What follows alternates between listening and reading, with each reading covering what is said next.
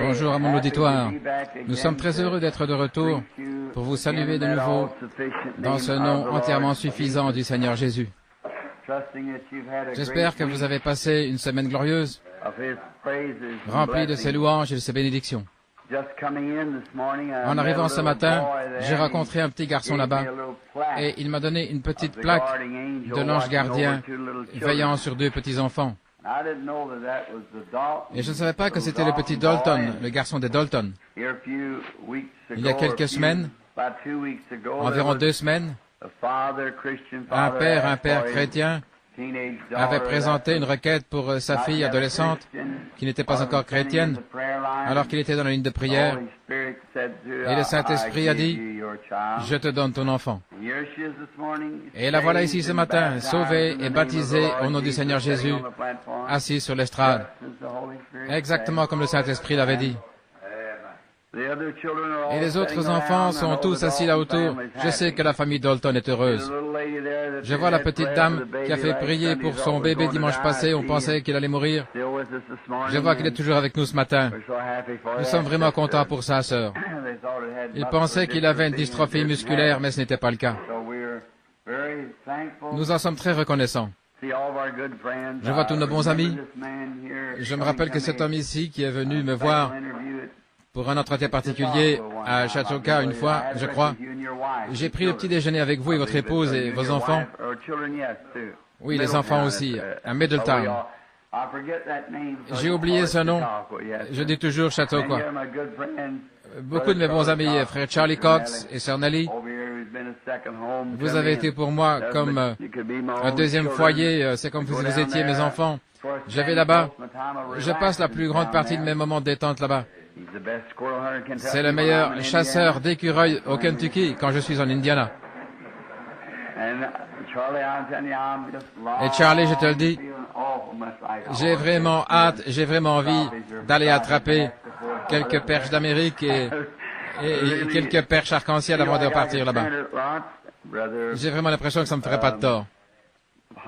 Et il y a frère Parnell de Caroline du Sud, et il y en a tellement là de différents qui sont venus de différents endroits pour nous visiter. Nous n'avons pas de membres comme tels, nous avons simplement de la communion les uns avec les autres. Alors que le sang de Jésus-Christ, le Fils de Dieu, nous purifie de toute iniquité.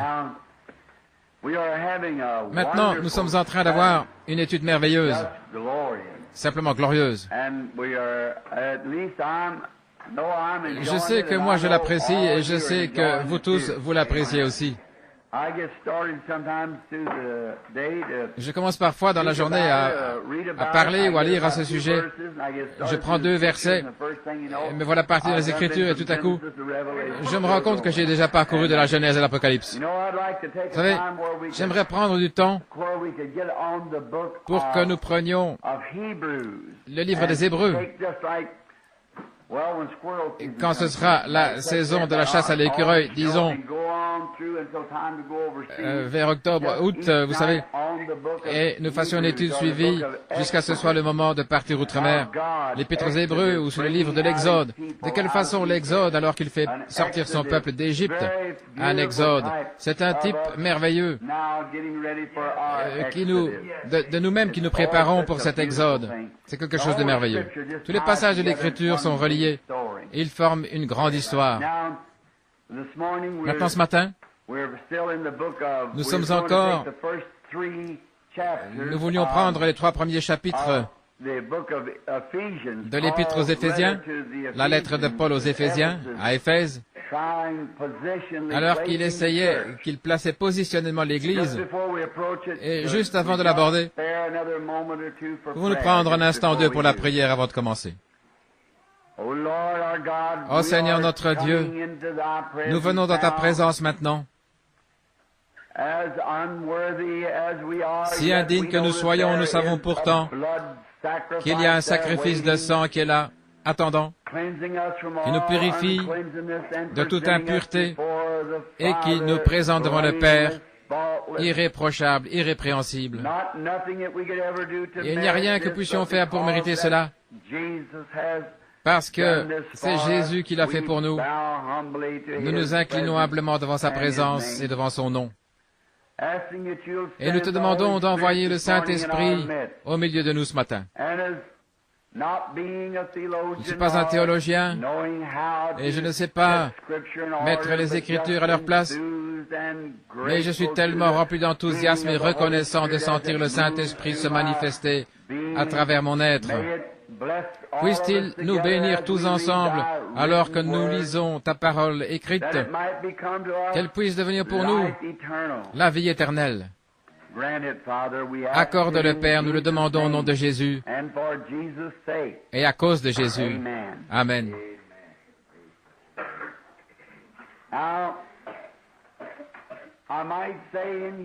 Maintenant, je pourrais commencer par dire ceci. Si jamais il m'arrivait de dire quelque chose qui soit contrariant, qui ne s'aligne pas tout à fait, qui soit peut-être absolument faux par rapport à votre enseignement, ou quelque chose avec lequel vous n'êtes pas d'accord, je mets ma confiance dans le Saint-Esprit, qui arrangera cela d'une manière tellement accommodante, tellement douce, qu'il n'y aura personne qui sera offensé, et que ça se passera dans l'amour et dans la communion fraternelle. C'est dans cette intention-là. Et tout ceci a commencé par la prédication du dimanche passé, je crois que c'était dimanche matin, le roi rejeté. Est-ce que quelqu'un a déjà la bande? Je pense qu'ils les ont. Vous pouvez tous vous les procurer si vous voulez. Le roi rejeté. Encore quelques jours seulement et nous commencerons à Middletown dans l'Ohio. Nous aimerions que tous ceux qui prennent leurs vacances pendant cette période s'assurent bien de venir nous retrouver là, parce que nous nous attendons à passer de glorieux moments de communion à Middletown, dans l'Ohio. Le docteur Sullivan est président du comité, et il y aura 5 soirs de réunion, et je prêcherai comme prédicateur invité au Congrès international de l'Église interdénominationnelle. Et après ça, ce sera nos propres réunions à partir de là, et jusqu'au 12. Et nous comprenons que nous pourrons peut-être continuer encore une semaine après cela. Tout dépend de la manière dont le Saint-Esprit va conduire. Nous voulons tous être conduits par l'Esprit. Exactement ce que l'Esprit nous dit de faire, alors nous voulons le faire rapidement. Et souvenons-nous, alors que nous obéissons à l'Esprit, il y a une grande leçon que nous voulons apprendre, c'est de ne jamais être pressé. Prenez votre temps, ayez foi. Si vous avez demandé quelque chose à Dieu, souvenez-vous que Dieu répond à la prière. Il le fait en son temps, de la façon la meilleure. Il fait concourir toutes choses pour notre bien. Et si ce n'est pas le cas, alors que faisons-nous ici ce matin? Alors, pourquoi nous proclamons être chrétiens? Si ceci n'est pas la parole de Dieu, alors si elle n'est pas vrai, alors nous sommes les plus malheureux de tous les hommes.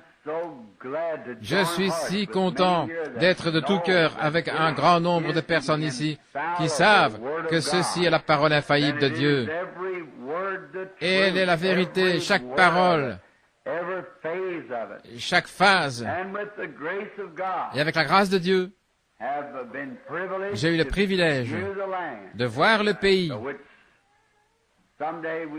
vers lequel nous irons un jour. Les gens ne savent pas ce que c'est, le moment de dépression qui arrive parfois dans ce genre de ministère. J'étais vraiment déprimé. Et j'ai dit à mon épouse, je voudrais simplement partir. Elle dit, pourquoi tu dis ça, Bill? Oh, ici, j'ai des problèmes et tout. Alors, c'est comme si le Saint-Esprit me disait, est-ce que tu cherches à contourner tes problèmes? Est-ce que tu cherches à les fuir? Voyons. Non, j'ai dit que je me tienne debout face à tout ça, que j'affronte la chose. Tu vois? C'est tellement mieux. Honnêtement. Vraiment. Je dis ceci pour l'avoir vu de mes yeux. Juste après cette vie, nous entrons dans un pays qui dépasse tout ce qu'on peut imaginer. Et s'il y a de nouveaux venus ici, j'espère que je prie Dieu que vous ne me preniez pas pour un fanatique. Par-dessus tout, je veux être honnête et dire la vérité. Qu'est-ce que ça me ferait de bien de dire quelque chose de faux? Alors qu'il y en a tellement ici qui est la vérité. Pourquoi faudrait-il quelque chose de faux? Voyez-vous, c'est tout simplement la vérité. Il n'est pas étonnant, je crois, que Paul a été ravi au troisième ciel. Et il a vu des choses qu'il n'était pas permis d'exprimer. Alors un jour il a dit, ce sont des choses que l'œil n'a pas vues et que l'oreille n'a pas entendues et qui ne sont pas montées au cœur de l'homme. Ce que Dieu a préparé pour ceux qu'il aime. Oh, nous vivons au milieu d'un tas d'ordures ici-bas. C'est un dépotoir plein de fumée, tout enfumé de souillure. Même si nous ne sommes pas contaminés, il reste que nous vivons au milieu de ça, de la fumée qui se dégage des charbons fumants du péché. C'est une des choses qui me donne le plus mal au cœur quand j'y pense, c'est le vieux dépotoir municipal où c'est en train de brûler. C'est horrible, cette odeur infecte de la fumée qui monte à travers toutes sortes de saletés, et une bouffée de ça, et vous avez l'estomac retourné. Je me rappelle que je devais aller à New Albany, de l'autre côté de la 18e rue, où se trouvait autrefois le vieux dépotoir. Il fallait que j'aille faire des recouvrements et relever les compteurs là-bas. Et j'appréhendais le jour où je devais passer par là, parce que je devais respirer cette odeur infecte. Et pourtant, il y avait là-bas, il y avait des corps de rats, de chiens et tout ça, vous savez, et ça fumait avec cette fumée qui montait à travers tout. Et pourtant, voilà à quoi est comparable cette vie ici, à son meilleur. C'est tout en fumée, l'odeur du péché qui se fait sentir partout, pour ainsi dire, spirituellement parlant.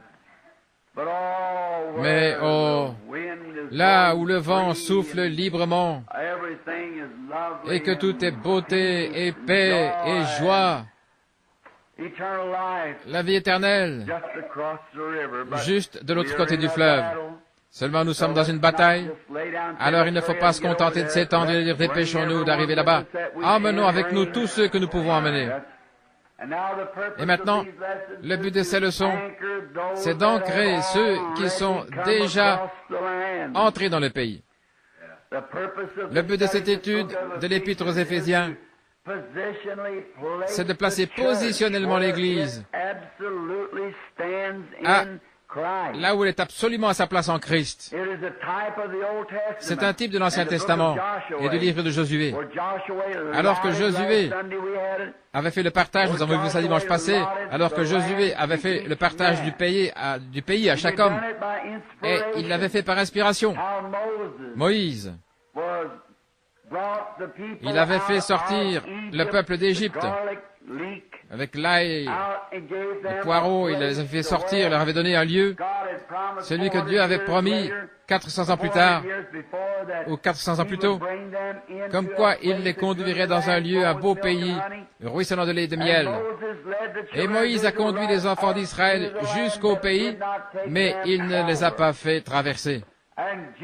Et Jésus, au peuple spirituel, le Saint-Esprit nous avait été promis dès le commencement. Jésus nous a conduits jusqu'à la promesse. Mais le Saint-Esprit est venu comme Josué pour prendre la relève et conduire et diriger et prendre possession du pays ou prendre possession de l'Église. Nous voyons basiquement, maintenant ici, il se pourrait peut-être que des gens se trouvent que je suis blessant et que je veux manquer d'égard envers les frères. Ce n'est pas ça. Dieu est mon juge, ce n'est pas ça, voyez-vous. Je veux simplement attirer votre attention sur quelque chose qui est la vérité. Nous avons choisi des hommes comme conducteurs au lieu de la conduite du Saint-Esprit. Nous avons voulu que ce soit l'homme qui nous donne notre part et qui nous conduisent. Que des dénominations, comme les méthodistes, les baptistes, les presbytériens, les luthériens, l'Église de Christ, les pentecôtistes et différentes dénominations, que ce soit une organisation qui serve d'exemple. Et nous suivons ça. Nulle part dans la Bible nous est-il dit de faire une chose semblable. Il n'y a pas un seul passage des Écritures dans toute la Bible de Dieu où il n'est jamais organisé l'Église, ni parlé d'une organisation. Pas un seul endroit dans la Bible. Ça a toujours été contraire. Il ne veut pas que nous nous conformions aux choses du monde. Il veut que nous soyons particuliers, mis à part. Je ne veux pas dire d'être ridicule, mais je veux dire un peuple appelé à sortir. Une nation sainte, bénie, menant des vies irréprochables, en agissant et en nous conduisant exactement comme lui se conduirait. Alors nous sommes son ouvrage, ayant été créés en Christ Jésus pour de bonnes œuvres. Maintenant, mercredi soir, beaucoup d'entre vous n'étaient pas là mercredi, mais je crois que c'est au verset 3. Non, c'est le verset 5. À l'adoption ou le placement des gens. Dieu cherche à placer les siens. Et quand Dieu en place un, alors toute l'Église veut être comme celui-là. Avoir le même genre de choses, faire la même chose. Nous sommes taillés différemment. Nous sommes faits différemment. Nous avons des natures différentes et nous sommes placés positionnellement différemment. Chacun pour un travail différent. Peut-être que l'un, c'est pour un genre de travail plus petit et l'autre pour un travail de plus grande envergure. Je crois que c'est David ou l'un des prophètes, je ne me souviens plus, qui disait « Je préfère être un paillasson dans la maison du Seigneur plutôt que d'habiter dans les tentes des méchants. » Maintenant, nous allons nous arrêter juste une seconde sur l'adoption. Verset 5. Parce que nous voulons continuer à avancer le plus possible. Et souvenez-vous du thème. C'est entièrement sur le placement. Combien comprennent cela? Je voudrais vous l'entendre. En un seul mot, le placement.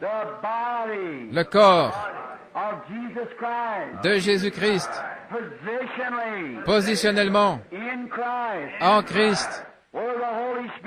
Où c'est le Saint-Esprit qui nous conduit. Vas-y, voilà. Maintenant, nous y sommes. Nous plaçons positionnellement. C'est ce que l'Épître aux Éphésiens doit faire. Et observez ce docteur remarquable qui est Paul. La première chose qu'il fait, c'est d'éliminer toute idée de chute.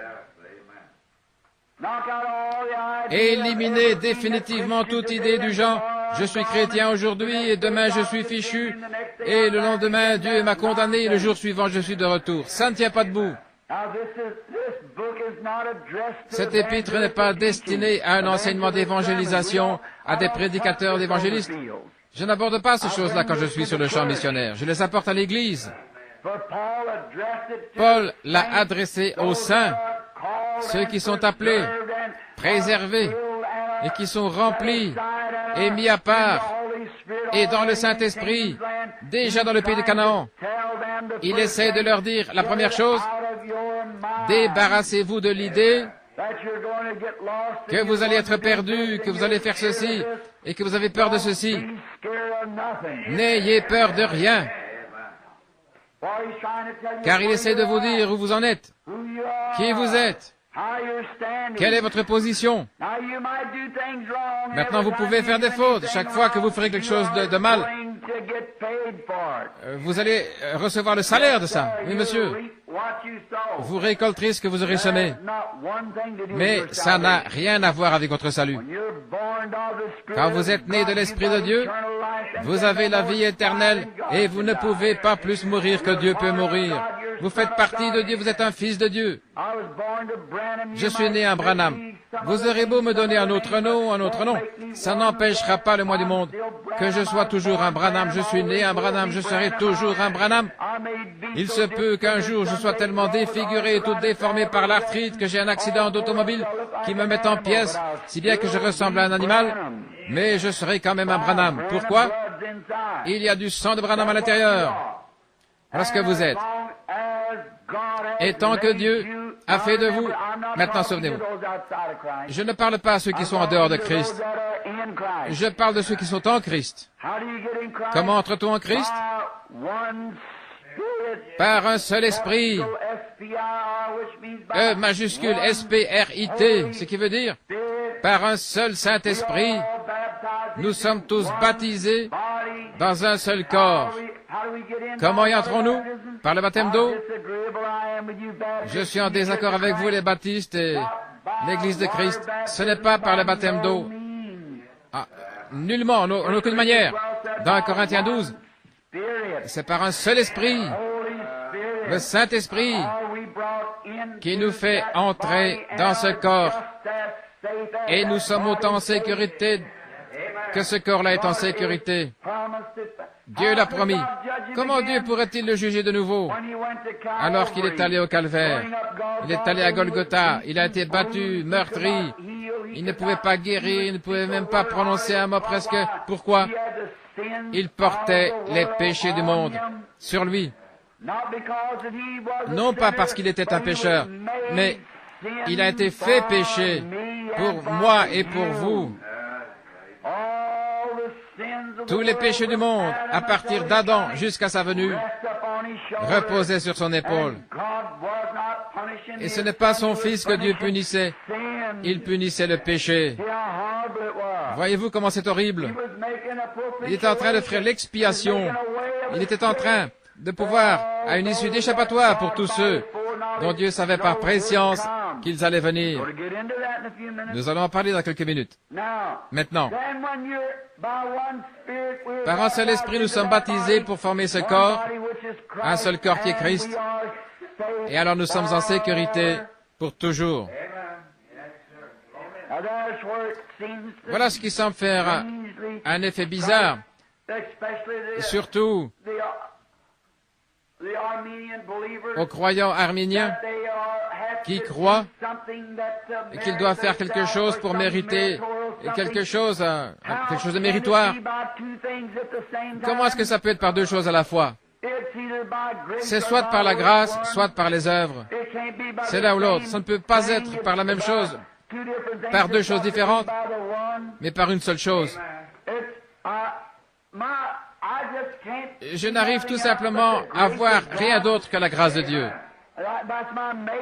Voilà comment je suis fait. J'ai toujours cru dans la grâce. Pour moi, tout est grâce d'un bout à l'autre.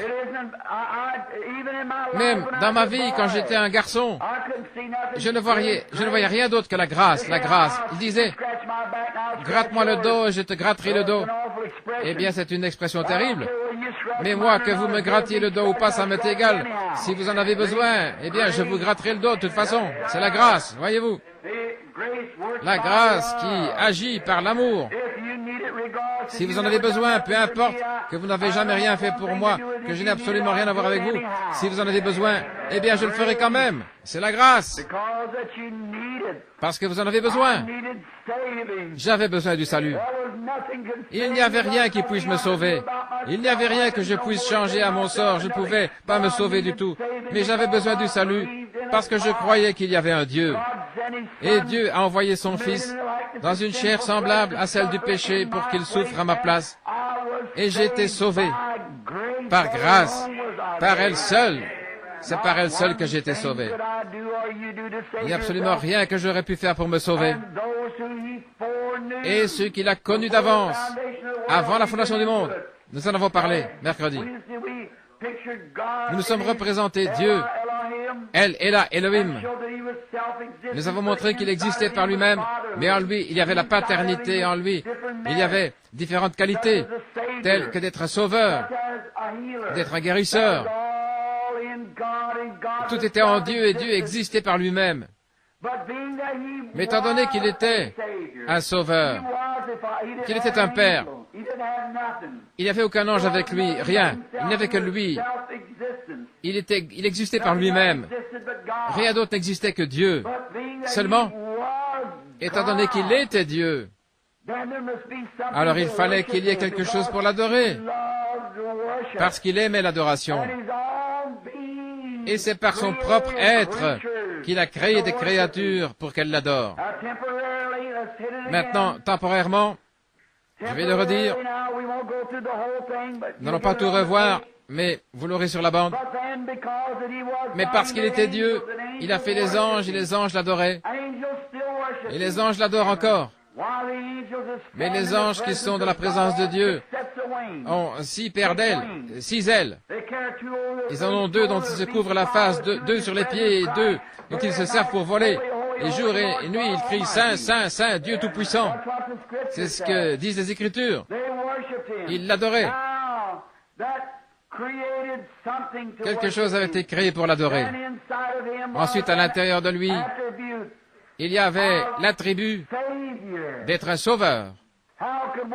Comment une de ces créatures-là, alors qu'il n'y avait aucun péché, aucune idée de péché, comment l'une d'elles aurait pu être perdue? Ça ne pouvait pas être. Alors quelque chose qui pourrait être perdu devait être créé pour qu'il puisse être un sauveur. En lui, il y avait un guérisseur. Croyez-vous qu'il est un sauveur? Croyez-vous qu'il est un guérisseur? Mais alors, qu'en serait-il s'il n'avait rien à sauver, ni rien à guérir? Voyez-vous? Il fallait que quelque chose soit créé comme ça. Maintenant, il ne l'a pas créé comme ça. Seulement, il a donné à l'homme le libre arbitre. Si tu choisis ceci, tu vivras. Si tu choisis cela, tu mourras. Et chaque homme qui vient au monde est placé devant le même choix encore aujourd'hui. Dieu, par sa préscience, savait qui accepterait et qui n'accepterait pas. La question m'a été posée hier par un théologien qui assistait aux réunions ou écoutait la bande. Il disait une question. Il disait, si Dieu est omniprésent, alors il disait, il pourrait être partout. J'ai dit, il n'est pas omniprésent au sens propre du mot omniprésent. Il ne peut pas être un être tout en étant omniprésent. S'il est omniprésent, pourquoi prierait-on pour recevoir le Saint-Esprit? S'il est omniprésent, il remplit chaque fente, chaque coin, chaque crevasse, chaque cellule, fibre et tout le reste. J'ai dit, pourquoi a-t-il cherché Moïse à la fin s'il est omniprésent? Pourquoi a-t-il parcouru le jardin d'Éden dans tous les sens en criant « Adam, Adam, où es-tu » s'il est omniprésent? Il est omniprésent parce qu'il est omniscient. Il connaît toutes choses. Parce qu'il est infini. Étant infini, cela fait qu'il est omniprésent, et comme il est omniprésent, comme il est infini, alors il est dans les cieux, il habite dans un lieu, puisqu'il est un être. Mais comme il est infini, alors il connaît toutes choses. Chaque fois qu'un moucheron clignerait des yeux, il le sait, il connaît chaque bourdon, où il va dans le rayon pour chercher son miel, il connaît chaque moineau qui est perché dans l'arbre, il connaît chaque pensée qu'il y a dans votre esprit, parce qu'il est infini et qu'il est omniscient. C'est-à-dire qu'il est non seulement infini, mais il est omniscient, il connaît toutes choses. Seulement il est un être, Dieu est un être. Et c'est de cet être que ces choses se sont mises à émaner. Et le péché, comme je le disais l'autre soir, le péché n'est pas une création. Rien n'a été créé d'autre si ce n'est la perfection. Toutes les choses que Dieu a créées étaient bonnes. Le péché n'est pas une création. Il disait bien, voilà une création même du péché. Vous avez déjà entendu ça, mais c'est une erreur. Il n'y a qu'un seul créateur, c'est Dieu. Dieu ne pouvait pas créer le péché parce qu'il est saint, et il n'y a rien en lui qui puisse créer ça. Le péché est une perversion, non pas une création, mais une perversion. Un adultère, c'est l'acte juste perverti. Un mensonge, c'est la vérité racontée de travers. Tout péché, n'importe quel péché, c'est la justice pervertie. Voilà maintenant Dieu. Il s'est manifesté comme Dieu, c'est fait. Il s'est manifesté comme sauveur. Les hommes étaient perdus et il les a sauvés. Il s'est manifesté déjà comme guérisseur.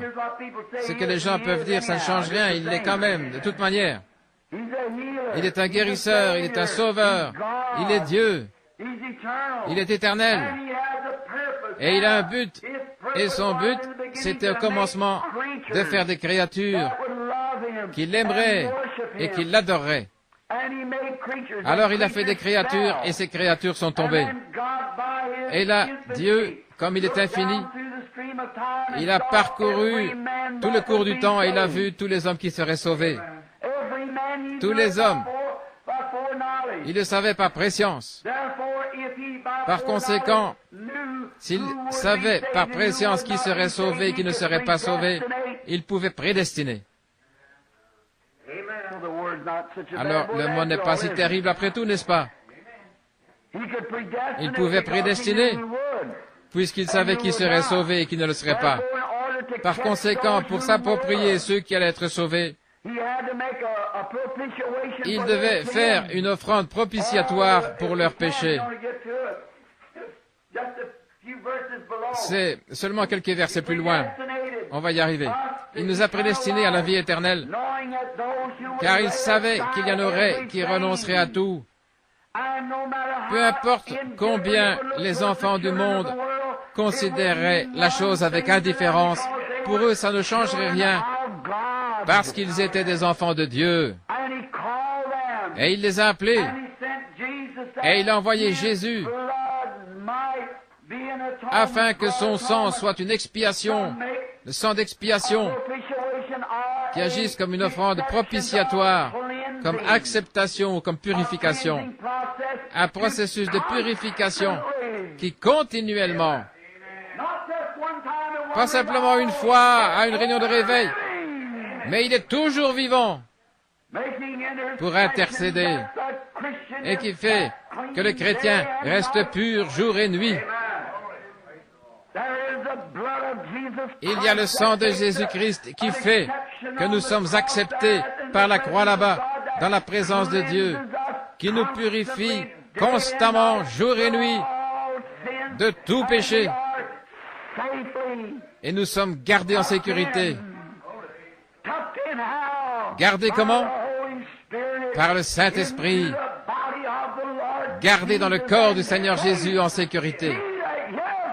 Celui qui entend mes paroles et qui croit, celui qui m'a envoyé à la vie éternelle et ne viendra jamais en jugement, mais il est passé de la mort à la vie. Plus de jugement. Le chrétien n'ira jamais en jugement. Christ y est allé pour lui. Mon avocat a pris ma place. Il a plaidé ma cause comme quoi j'étais ignorant. Il a dit au Père que je n'étais pas digne, que j'étais ignorant, mais qu'il m'aimait et qu'il avait pris ma place et il a plaidé ma cause et aujourd'hui je suis libre. Oui, monsieur. Et il a versé son sang là-bas comme offrande pour notre péché. Vous vous souvenez mercredi? Les chrétiens pêchent, mais un pécheur ne peut pas pécher. Un pécheur ne pêche pas parce qu'il est un pécheur. Il est simplement un pécheur dès le départ, un point c'est tout.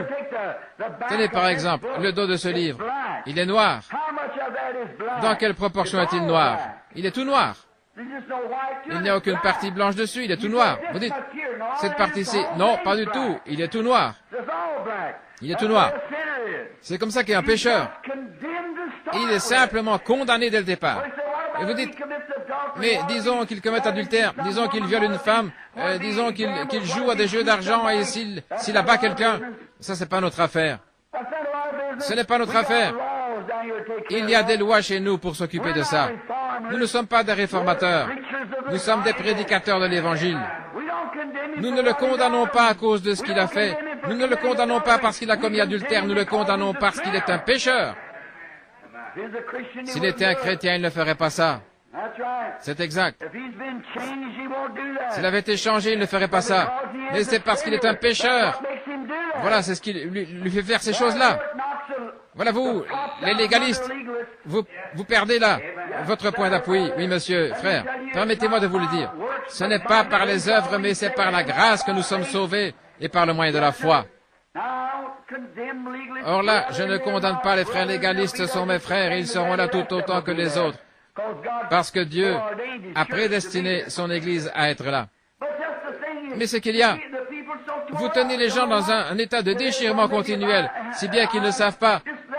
Aujourd'hui, eh bien, peut-être que, faites-leur donc savoir, tant qu'ils ont le désir des choses du monde, ils ne sont pas dans la course pour commencer. Je ne vis pas de manière fidèle à mon épouse parce que je pense qu'elle pourrait divorcer. Je suis fidèle à mon épouse parce que je l'aime. C'est une position légale que nous avons prise, que nous nous aimons l'un l'autre. Tout d'abord, ça doit être l'amour. Je l'aime. Bien que je crois qu'elle me pardonnerait si je faisais quelque chose de mal, il reste que je ne le ferai quand même pas. Je l'aime. C'est la même chose pour Christ. Si je vivais, j'ai 50 ans, si je vivais jusqu'à 90 ou 100 ans, et qu'il me restait encore 50 ans comme prédicateur, et que je ne prêche plus une seule fois, et que j'aille m'asseoir au bord de la rivière, je serais sauvé quand même. Dieu m'a sauvé par sa grâce. Je n'ai aucun mérite. Il n'y a rien que je puisse faire, que j'ai pu faire ou rien. Je prêche parce que je l'aime et que j'aime son peuple. Et c'est ce qui me fait savoir que je suis passé de la mort à la vie parce que je les aime et que je vais à leur recherche, peu importe dans quel état ils sont, je vais à leur recherche de toute manière. Allez les chercher de toute manière, ramenez-les. Que des prédicateurs ne soient pas d'accord, que les autres ne soient pas d'accord, les dénominations, ça ne m'arrêtera pas. Il y a quelque chose, ça ne l'a pas arrêté lui. Il est arrivé même au milieu de l'incrédulité, ça ne l'a pas arrêté, il a continué quand même. C'est ce que nous faisons, nous allons les chercher, nous les rattrapons de toute manière, peu importe. Tendez la main, saisissez-les, agrippez-vous à eux de toutes vos forces. Vous ne savez pas qui ils sont, sauvez-les. C'est à cause de l'amour que vous le faites. Non pas parce que je suis obligé de le faire, mais parce que j'aime. Parce que vous aimez. Vous dites, il faudrait que j'aille redresser la situation avec cette femme. Mais je vais te dire tout de suite, je pense, parce que je vais à l'église, il faudrait que j'aille redresser ça. Non, non, c'est vous qui devriez vous redresser d'abord. Voyez, si vous n'avez pas l'amour de Dieu dans votre cœur, quelque chose qui vous fait savoir que vous avez tort, alors redressez la situation avec Dieu. Ensuite, vous irez redresser la situation avec votre prochain. C'est ce que Jésus a enseigné. Il a dit, si tu viens à l'hôtel, si tu te souviens que tu as quelque chose contre un voisin ou contre ton frère, va d'abord redresser la situation avec lui. Maintenant, dans les âges à venir, mercredi soir, nous avons vu les manifestations, nous en parlerons encore ce matin, de la manifestation des fils de Dieu. Là, Dieu qui attend. Et ensuite, au temps de la fin, quand nous nous tiendrons tous devant lui, les anges n'ont pas été perdus. Ils ne sauront pas apprécier les bénédictions comme nous. Ils n'ont jamais été perdus. Mais moi, je sais d'où je viens. Je sais de quelle pierre j'ai été taillé, un pécheur. Vous savez à partir de quoi vous avez été taillé. Alors, une fois que nous sommes retrouvés, alors nous pouvons nous tenir devant Dieu. Quel beau jour ce sera. Ensuite, l'adoption, le placement. Maintenant, Dieu est à l'œuvre. Si je peux vous montrer ceci, ensuite nous allons nous y mettre. Maintenant, le verset 5. Nous ayant prédestinés à l'adoption par Jésus-Christ, selon son propre bon plaisir de sa volonté. C'est le plaisir de Dieu de faire sa volonté. L'adoption, le placement. Maintenant, qu'est-ce qu'il fait? Il place son Église. Tout d'abord, il a appelé son Église, méthodistes, presbytériens, les luthériens, les baptistes. Il les appelle. Ensuite, qu'est-ce qu'il a fait? Il a envoyé le Saint-Esprit. Il leur a donné le baptême du Saint-Esprit. Vous les pentecôtistes, je voudrais que vous sortiez ça de votre cœur. La Pentecôte n'est pas une dénomination. La Pentecôte est une expérience. C'est le Saint-Esprit. Ce n'est pas une organisation. Vous ne pouvez pas organiser le Saint-Esprit. Il ne le permettra pas. Vous avez une organisation à laquelle vous donnez ce nom-là, mais le Saint-Esprit se retire et vous laisse là, à l'endroit où vous êtes, alors que lui, il continue tout simplement à avancer. La Pentecôte n'est pas une organisation. La Pentecôte est une expérience. Et donc Dieu a donné à ses enfants la nouvelle naissance par le baptême du Saint-Esprit. Ils en sont venus tout près quand ils se sont purifiés chez les Nazaréens, les pèlerins de la sainteté. Ensuite, ils ont fait l'expérience de la Pentecôte, ou du baptême du Saint-Esprit, de la restauration des dons. Ils sont allés de l'avant à parler en langue, et en interprétant les langues, ils ont reçu des dons de guérison et des miracles, des signes, prodiges, et ont commencé à les accompagner. Maintenant, ce sont des enfants. Ce sont les enfants de Dieu. Ils sont positionnellement en Christ. Ils sont devenus des enfants par naissance. Et la nouvelle naissance et la conversion elle-même, c'est le Saint-Esprit. Vous n'êtes même pas encore convertis avant d'avoir reçu le Saint-Esprit. C'est ce que disent les Écritures. Jésus a dit à Pierre, demandez à n'importe qui, lisez les Écritures. Il avait été justifié en croyant au Seigneur Jésus. Il était devenu un disciple, un apôtre. Jésus lui a donné les clés du royaume. Et dans Jean 17, 17, il les a sanctifiés, il leur avait donné le pouvoir, les avait envoyés chasser les démons et tout. Il les a sanctifiés. Sanctifie-les, Père, par ta vérité. Ta parole est la vérité. Je me sanctifie moi-même à cause d'eux. Voilà bien une des paroles les plus douces que j'ai jamais entendues. Père, je me sanctifie moi-même pour eux. Savez-vous qu'il avait le droit d'avoir un foyer? C'était un être humain. Savez-vous pourquoi il avait le droit d'avoir une épouse? C'était un homme. Il avait le droit d'avoir toutes ces choses-là. Mais il a dit, Père, je me sanctifie moi-même. Pour eux, à cause d'eux. Je me sanctifie moi-même. Hier, je parlais à un jeune prédicateur. Je vais aller prêcher à son église dans quelques soirs, là-bas, sur la route. Et je m'informais au sujet de quelque chose. Il disait, oui, frère Branham, messieurs de mon assemblée, la plupart ne croient pas à ça. J'ai dit, est-ce que la plupart d'entre eux sont légalistes? Oui. Le frère, lui, ne le croit pas comme ça. Mais il a dit, à cause d'eux, c'est pour eux. Oh, j'avais envie de lui sauter au cou. Voyez-vous, à cause d'eux. Je me sanctifie moi-même pour eux. Oh, Jésus qui a formé 12 hommes pour que ces 12 hommes-là puissent porter l'Évangile au monde. Et il a dit, c'est pour eux que je me sanctifie. Faites-le pour votre voisin, pour quelqu'un d'autre. Ne faites pas de votre liberté un voile, a dit Paul, mais sanctifiez-vous. Conduisez-vous dans le voisinage comme un vrai chrétien devrait se conduire. Dans vos rapports, si vous rencontrez votre ennemi, sanctifiez-vous pour lui. Vous ne savez pas ce que vous pourriez faire. Maintenant, placez le Fils. Tout d'abord, après que le Fils soit arrivé, alors il était un fils, mais ensuite, c'est son comportement qui le mettait en position de l'adoption. S'il se conduisait correctement ou pas. Le pentecôtisme, maintenant souvenez-moi, permettez-moi de démontrer que la Pentecôte n'est pas une dénomination. Combien y a-t-il de baptistes ici qui étaient baptistes et qui ont reçu le Saint-Esprit? Levez la main. Oui? Combien y a-t-il de méthodistes ici qui ont reçu le Saint-Esprit? Levez la main. Combien y a-t-il de Nazaréens ici qui ont reçu le Saint-Esprit? Levez la main. Presbytériens qui ont reçu le Saint-Esprit. Voyez? Les luthériens. D'autres dénominations qui ne faisaient pas partie de la Pentecôte du tout, qui faisaient simplement partie d'une dénomination, qui ont reçu le Saint-Esprit. Levez la main. Alors la Pentecôte n'est pas une dénomination, c'est une expérience. Donc Dieu vous a fait entrer dans le corps de Christ. Maintenant, qu'est-ce qu'il fait? Après que vous ayez fait vos preuves, que vous êtes sanctifiés par votre bonne conduite, que vous êtes obéissants au Saint-Esprit, sans tenir compte de ce que le monde peut dire. Je vais frotter très fort là, oui. Je ne veux pas être blessant. S'il vous plaît. Non, non, vraiment pas. Ne pensez pas que je suis malveillant. Je ne veux pas l'être. Ce qui me mine, c'est quand je prêche aux gens cette vérité qui a été envoyée de Dieu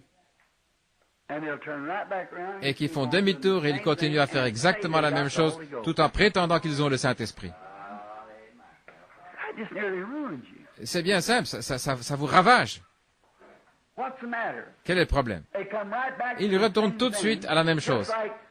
Exactement comme les enfants d'Israël. Ils voulaient avoir un roi pour que ce roi puisse dominer sur eux et les faire agir comme les Amoréens et les Amalécites et les Philistins. Savez-vous, madame, que c'est mal de porter des pantalons? Le savez-vous? Savez-vous que c'est mal de couper les boucles de votre chevelure? Savez-vous, monsieur, que vous agissez mal de continuer à fumer et à vous conduire comme vous le faites? Savez-vous que vous agissez mal en n'étant pas le mari de votre foyer? Votre femme pique une petite crise et elle vous met à la porte et vous dites « Oui, mon trésor, sois béni, je vais revenir. » Savez-vous, comment pouvez-vous vous occuper de la maison de Dieu si vous ne pouvez même pas diriger votre propre maison? Exactement vrai. Savez-vous, sœur, que votre mari est non seulement votre mari, mais il est aussi votre chef? Dieu l'a dit. En effet, le mari n'a pas été séduit, c'est la femme qui a été séduite. Et vous, les prédicateurs, qui continuez à nommer des femmes pasteurs et des femmes prédicateurs dans vos églises, alors que vous savez que la parole de Dieu le condamne. Continuellement, vous allez prendre le nom de Père, Fils et Saint-Esprit pour baptiser, alors qu'il n'y a pas la moindre écriture dans la Bible pour cela. Je voudrais qu'un archevêque ou quelqu'un d'autre me montre un endroit où quelqu'un dans la Bible a déjà été baptisé au nom de Père, Fils et Saint-Esprit. Je voudrais que quelqu'un me montre où quelqu'un a déjà été baptisé autrement que dans le nom de Jésus. Celui de Jean n'était pas. Ils étaient baptisés, ils se faisaient baptiser en croyant qu'il allait venir, seulement ils ne savaient pas qui il était. Mais dès qu'ils ont vu, qu'ils ont reconnu, alors ils se sont fait rebaptiser au nom de Jésus-Christ.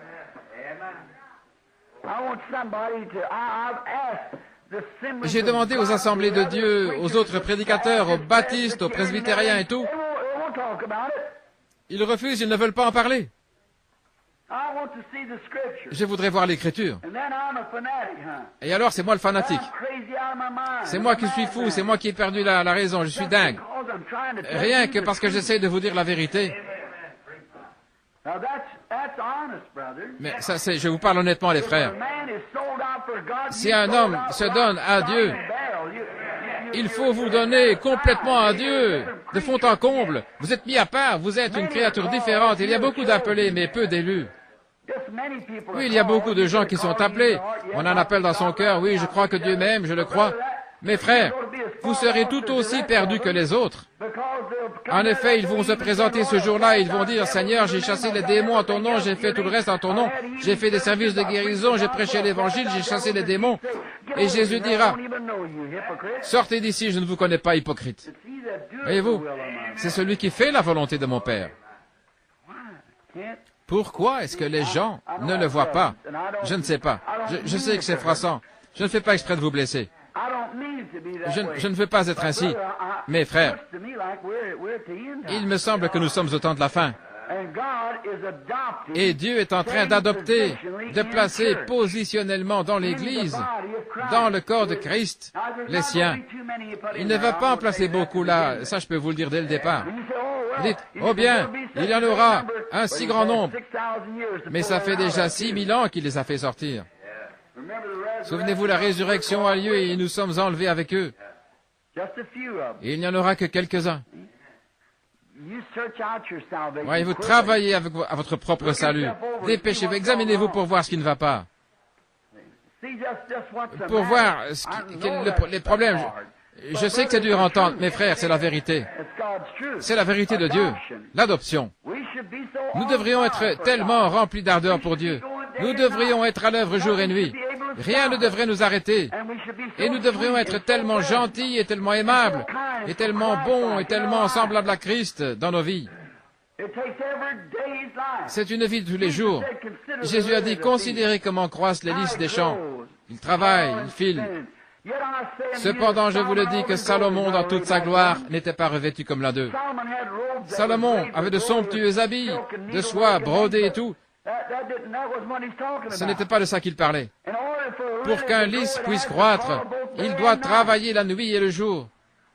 Pourquoi est-ce que vous préférez aller vous accrocher au petit bout de la corde? Si le juste se sauve avec peine, que deviendront le pécheur, c'est-à-dire l'incroyant, et l'impie, l'homme qui entend la parole, mais qui refuse d'y marcher?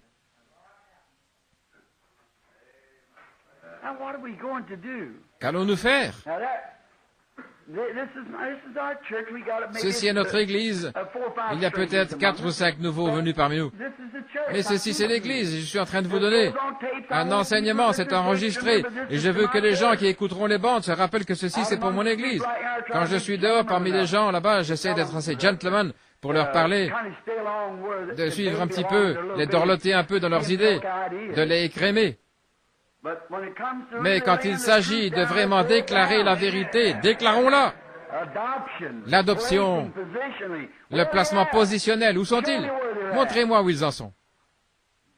Dieu, qui appelle ses enfants, les met à part. Par la manifestation, ils n'ont pas besoin d'en dire un mot. Vous voyez qu'il s'est passé quelque chose. Il place son fils positionnellement dans sa position. Il lui donne sa place, exactement les mêmes choses. Il a autant d'autorité, sa parole a autant de poids que celle d'un archange, et même plus. Le fils était adopté, placé à un endroit élevé, on le conduisait là-bas. On lui mettait un vêtement nouveau, une nouvelle couleur. Le père célébrait par une cérémonie. Il disait, voici mon fils, dorénavant, c'est lui qui gouverne. C'est lui qui dirige. Il est à la tête de tout mon héritage. Tout ce que j'ai lui appartient. C'est juste. Ensuite, nous pourrions reprendre encore El, Ela, Elohim. Voyez-vous, alors qu'il existait par lui-même, et revenir ensuite à Jéhovah, qui a créé quelque chose, il a donné la domination sur la terre. Qu'est-ce que nous attendons? Les manifestations. Oh, la terre soupire. Allons-y, nous allons le lire. Très bien. Prédestiné à l'adoption, selon le bon plaisir de sa volonté, à la louange de la gloire de sa grâce. Sa grâce, qu'est-ce que c'est? Il y a bien longtemps, avant, quand il n'était pas père, sa grâce, son amour, par lequel il a fait un enfant, pour lui-même, pour que nous puissions être prédestinés à être ses enfants d'adoption, à la louange de sa grâce, par laquelle il nous a rendus acceptables par son bien-aimé, la personne qui est Christ. Il nous a acceptés comment? Par un seul esprit, nous sommes tous baptisés en lui. En lui, nous avons la rédemption. Nous avons la rédemption par son sang, le pardon des péchés. Comment pouvez-vous prêcher la prédestination de Dieu qui établit d'avance et place sans qu'il y ait quelque part une expiation pour les péchés? Pourquoi? Chaque jour vous faites une erreur. Chaque jour vous faites quelque chose de mal. Seulement si vous êtes né de nouveau, ou une femme née de nouveau, dès que vous faites une erreur, Dieu sait que vous le regrettez. Vous pourriez vous tenir dans la présence du président Roosevelt ou de n'importe qui et dire « J'ai tort, que Dieu me pardonne d'avoir fait cette chose. » Pourquoi? C'est là que le sang de l'expiation, vous remarquez, ce sont des péchés. Un pécheur est un pécheur. Il ne commet pas de péché. Mais l'Église commet des péchés. Elle agit mal. Elle a une mauvaise pensée, une mauvaise impression. Elle fait des fautes. Elle marche d'un pas chancelant comme un petit enfant qui marche, qui essaie d'apprendre à marcher. Il ne sait pas encore comment marcher, parce que c'est un petit garçon. Mais il y a une main qui descend vers nous, qui se tend vers nous. Il nous attrape, il nous stabilise. Et il dit, fais comme ceci, mon petit gars. Il ne va pas nous prendre et nous donner une fessée parce que nous faisons une erreur. Il ne nous frappe pas à mort parce que nous essayons de marcher. Il nous aime comme nous aimons nos enfants. Un vrai papa ne donnera pas une correction à son enfant s'il tombe par terre en essayant de marcher. Il va lui tendre la main, une main forte, il va le relever, et il va le prendre avec ses deux mains et lui dire, « C'est comme ceci que tu dois faire, fiston, marche comme ceci. » C'est comme ça que Dieu fait pour son Église. Il lui tend la main, il le prend dans ses bras. Il le relève et dit, « Marche comme ceci, fiston. Écoute, ne le dis pas comme ça, dis-le ainsi. Peu importe ce que l'Église dit, ce que celui dit, ou celui-là, fais comme ceci. Comme ceci. C'est ceci qu'il faut. Si ma parole... Tiens-toi ma parole, marche avec elle. Peu importe ce que les autres peuvent dire. Toi, tiens-toi ma parole. C'est comme ça que tu dois faire tes pas. Nos péchés.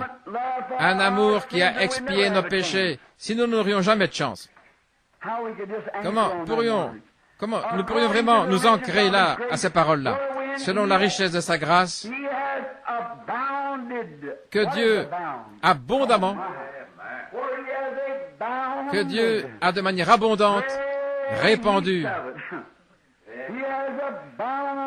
Il l'a répandu abondamment sur nous par toute espèce de sagesse et d'intelligence.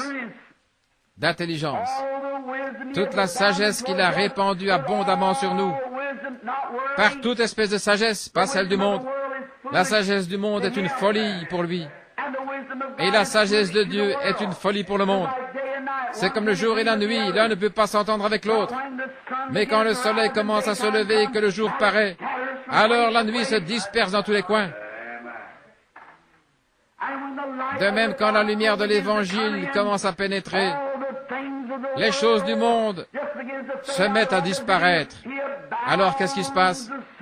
Il répand abondamment la lumière du soleil sur ses enfants, qui marchent dans l'Esprit, conduits par l'Esprit de Dieu, remplis de l'abondance de sa grâce, par toute espèce d'intelligence et de sagesse, d'entendement, et avec la perspicacité pour savoir de quelle manière marcher. Si vous voyez ce que c'est mal, alors soyez prudents dans ce que vous faites, dans votre façon d'agir. Voyez-vous, vous êtes prudents dans votre façon de l'aborder. Soyez vraiment prudents. Regardez de près comment aborder la chose. Prudent comme le serpent, simple comme la colombe. C'est ce que Jésus a dit.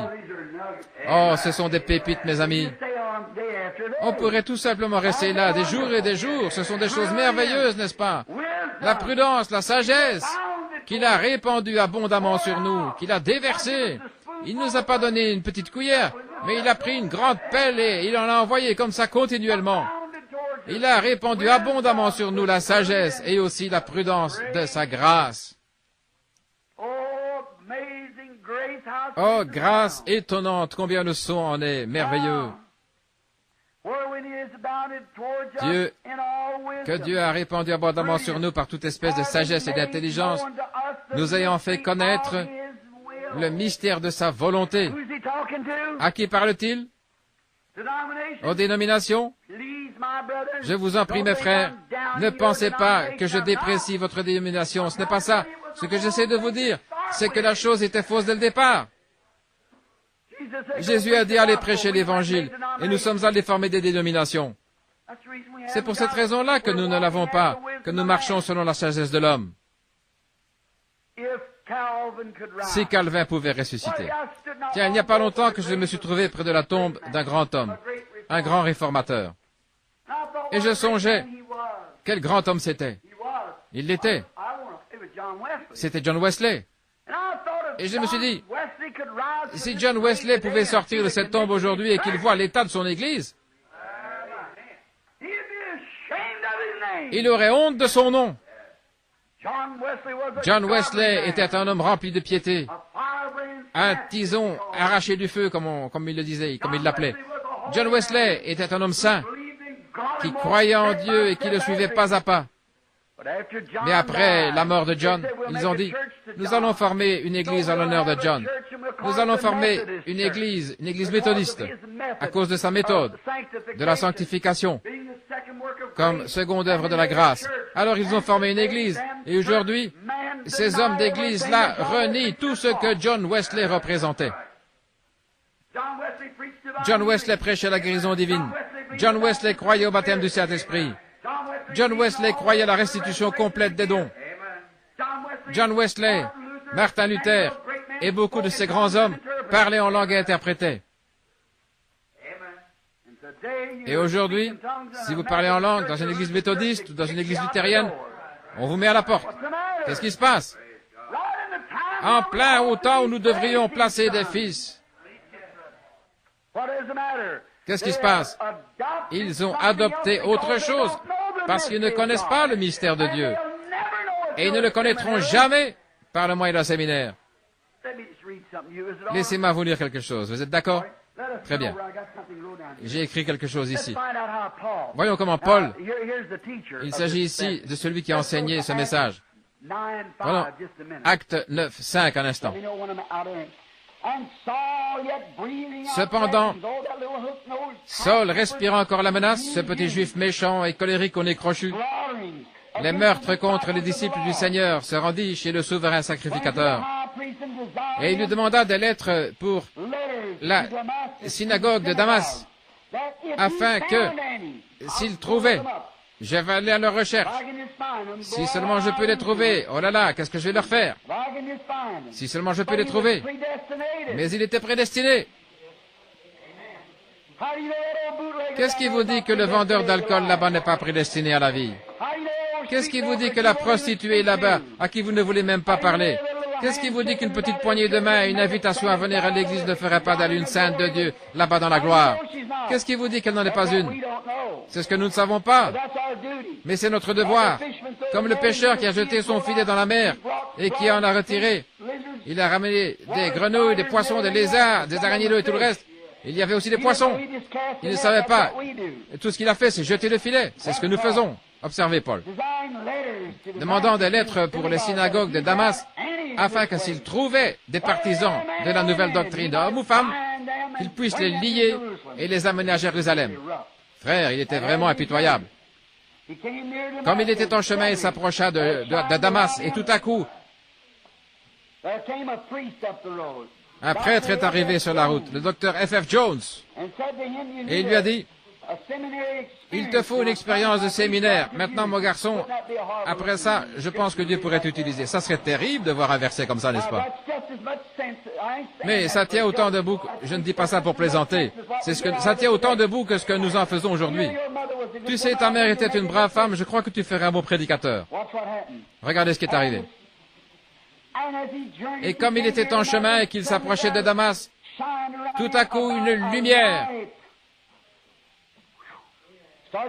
C'est surnaturel dès le départ. Une lumière venant du ciel resplendit autour de lui. Il tomba par terre, il entendit une voix qui disait, « Saul, Saul, pourquoi me persécutes-tu » Il a dit, « Qui es-tu, Seigneur » Et le Seigneur lui dit, « Je suis Jésus que tu persécutes. Il te serait dur de regimber contre les aiguillons. » Il était tremblant, il saisit d'effroi et il lui dit, « Seigneur, que veux-tu que je fasse » Et le Seigneur lui dit, « Lève-toi. Entre dans la ville, on te dira ce que tu vas faire. » Et les hommes qui l'accompagnaient continuèrent la route avec lui et ils trouvèrent un homme, Ananias là-bas, qui avait une vision. C'est surnaturel d'un bout à l'autre. Et ce vieux Saul, cette espèce de méchant personnage, Ananias là, avait une vision. Il avait dans sa maison. Il avait vu ça dans sa maison, c'était un prophète. Il était dans sa maison, il priait. Et il a vu un homme qui vient là-bas sur la route, il est aveugle comme une taupe et il s'appelle Saul, Saul de Tarse. Il a dit, Seigneur, j'ai entendu dire beaucoup de choses, ne m'envoie pas, je suis un petit homme, ne m'envoie pas après lui. Il a dit, mais voici, en chemin, je lui ai montré une vision. Je lui suis apparu dans la colonne de feu, je l'ai rendu aveugle. Mais alors complètement, il m'a fallu le rendre aveugle et le démolir avant que j'arrive à faire quelque chose de lui. Tu vois, il m'a fallu le débarrasser de toute sa théologien. Il était un grand homme dans une des églises là-bas, il avait tous son diplôme, il n'avait aucun besoin de parfaire son éducation à quoi que ce soit. Mais il a dit, ce qu'il m'a fallu faire, c'est de sortir tout ça de lui. C'est ce qu'il fallait. Il ne s'agissait pas de lui donner plus de la chose, mais de la faire sortir de lui. Je trouve que c'est là le problème. Aujourd'hui, pour beaucoup de membres du clergé, il faut sortir ça de vous, pour que Dieu puisse mettre le Saint-Esprit à l'intérieur. Il a dit, mais cet homme-là, il est terrible. Mais voici maintenant, il prie. Tu vas aller dans une telle rue, tu vas arriver à une fontaine et passer la fontaine, il y aura à gauche, tu vas continuer. Il y aura une maison blanche, va, frappe à la porte, il y aura un homme étendu là. Pose tes mains sur lui, emmène-le à la rivière de Damas et baptise-le au nom de Jésus. En effet, je veux te dire ce que je vais faire. Il va souffrir beaucoup de choses pour moi, car il est mon messager pour les nations. Eh bien, attends une minute, Seigneur. Quelle école devrais-je lui conseiller? Je vais vous dire ce que nous allons faire. Lisons dans Galates. Voyons ce qu'il en est. Galates 1, verset 10. Voyons à quelle école Paul est allé. À quel séminaire et quelles sont les mains qui lui ont été imposées et tout ce qui s'est passé. Galates chapitre 1. Pour gagner du temps, commençons le verset 10. Et maintenant, est-ce la faveur des hommes que je désire ou celle de Dieu?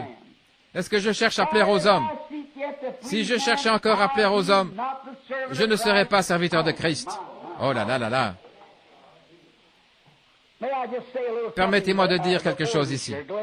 Galates 1, chapitre 8. Combien savent que c'est Paul qui a exigé que ces gens-là se fassent rebaptiser au nom de Jésus dans Acte 19? Certainement. Prenons un peu plus haut. Au verset 8. Quand nous-mêmes ou un ange du ciel vous annoncerait un autre évangile que celui que nous vous avons prêché, qu'il soit anathème. D'où l'as-tu eu cet évangile-là, Paul? Verset 9. Nous l'avons dit précédemment et je le répète à cette heure. Si quelqu'un vous annonce un autre évangile que celui que vous avez entendu, vous avez reçu, qu'il soit anathème. Que ce soit un archange, que ce soit un évêque, surveillant général, docteur, un tel, qui que ce soit, s'il ne prêche pas le baptême d'eau au nom de Jésus-Christ, le baptême du Saint-Esprit, s'il ne prêche pas la résurrection des dons, la venue de Christ, toutes ces choses-là, qu'il soit anathème. S'il cherche à prendre une partie de la parole ici, à dire que c'était pour une autre époque et ajouter quelque chose, une idée absurde d'un séminaire, qu'il soit anathème. Continuons à lire. Pour voir comment Paul l'a reçu. Voir comment, ce que j'essaie de vous dire ce matin. Et maintenant, est-ce la faveur des hommes que je désire ou celle de Dieu? Est-ce que je cherche à plaire aux hommes? Si je plaisais encore aux hommes, alors je ne serais pas serviteur de Christ. Comment puis-je m'attendre à quoi que ce soit? Comment un homme qui aime Dieu, et surtout un prédicateur, peut-il s'attendre à quoi que ce soit d'autre qu'à être haï par les hommes? Les hommes vous haïront. Et Jésus a dit, si moi, le maître de la maison, il m'appelle, je suis le maître, le plus grand parmi de vous tous. Je suis celui qui peut faire plus de miracles et accomplir plus de choses que vous tous par le Saint-Esprit parce que j'ai toute la plénitude en moi. Et s'ils m'ont appelé Belzébul, combien plus fort vous appelleront-ils ainsi? Mais il a dit, ne vous inquiétez pas de ce que vous direz, car ce ne sera pas vous qui parlerez, ce sera le Père qui demeure en vous qui parlera au moment même. Tenez-vous-en à la parole. Et quand il a achevé d'écrire le livre, il a dit, « Quiconque retranchera un seul mot de ce livre, ou y ajoutera un seul mot, il sera retranché du livre de vie. » Que Dieu nous aide à nous y tenir. Maintenant, verset suivant. Laissez-moi lire rapidement. Je vous déclare, c'est-à-dire je vous retrouverai au jugement avec ceci. Je vous déclare, frères, que l'évangile qui a été annoncé par moi n'est pas de l'homme. Je ne suis ni méthodiste, baptiste, presbytérien, pentecôtiste, ce n'était pas de l'homme. Car je ne l'ai ni reçu ni appris d'un homme. Ça ne m'a pas été enseigné. Je n'ai jamais reçu d'un homme, d'un séminaire, d'aucun docteur, d'aucun théologien ou d'une maison d'enseignement. Je ne l'ai jamais reçu ainsi.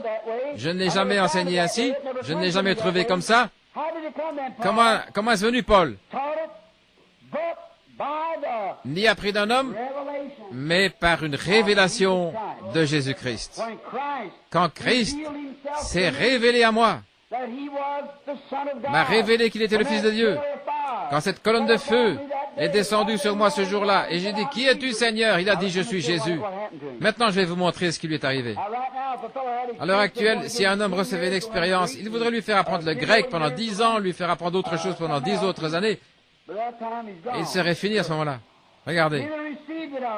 Je n'ai pas reçu d'un homme, ni appris, mais par la révélation de Jésus-Christ. Vous avez su, en effet, quelle était autrefois ma conduite dans le judaïsme. J'étais un grand docteur. Oh là là, j'avais tout ce qu'il fallait. Il avait été l'élève de Gamaliel, le plus grand docteur qu'il y avait dans le pays. Combien savent que Gamaliel était l'un des plus éminents docteurs? Oui. Ma religion judaïque, oh là là, je la connaissais par cœur, je savais tout réciter, le credo des apôtres et toutes ces choses. Je savais réciter toutes les prières du matin et bénir les gens, voyez. Comment je persécutais alors à outrance et ravageais l'Église de Dieu. Et comment j'essayais d'arrêter cette bande de saints comédiens. Voyez. Et comment j'étais plus avancé dans le judaïsme. J'étais un homme important. Oh vraiment, j'étais avancé. Je leur ai montré que je pouvais les écraser, car j'ai tué Étienne et j'ai fait tout un tas d'autres choses. Tout ce que j'ai fait. Ils persécutaient à outrance. Comme j'étais plus avancé dans le judaïsme que beaucoup de ceux de mon âge et de ma nation, étant animés d'un zèle excessif pour la tradition de leur père. Maintenant, souvenez-vous, pas pour la parole de Dieu, mais pour la tradition de leur père, la tradition de l'Église, autrement dit. J'imagine que j'étais méthodiste jusqu'à la moelle, que j'étais baptiste jusqu'à la moelle, pentecôtiste. Ah oui, moi je veux être Dieu jusqu'à la moelle. Voyez-vous? Très bien. La tradition de mes pères.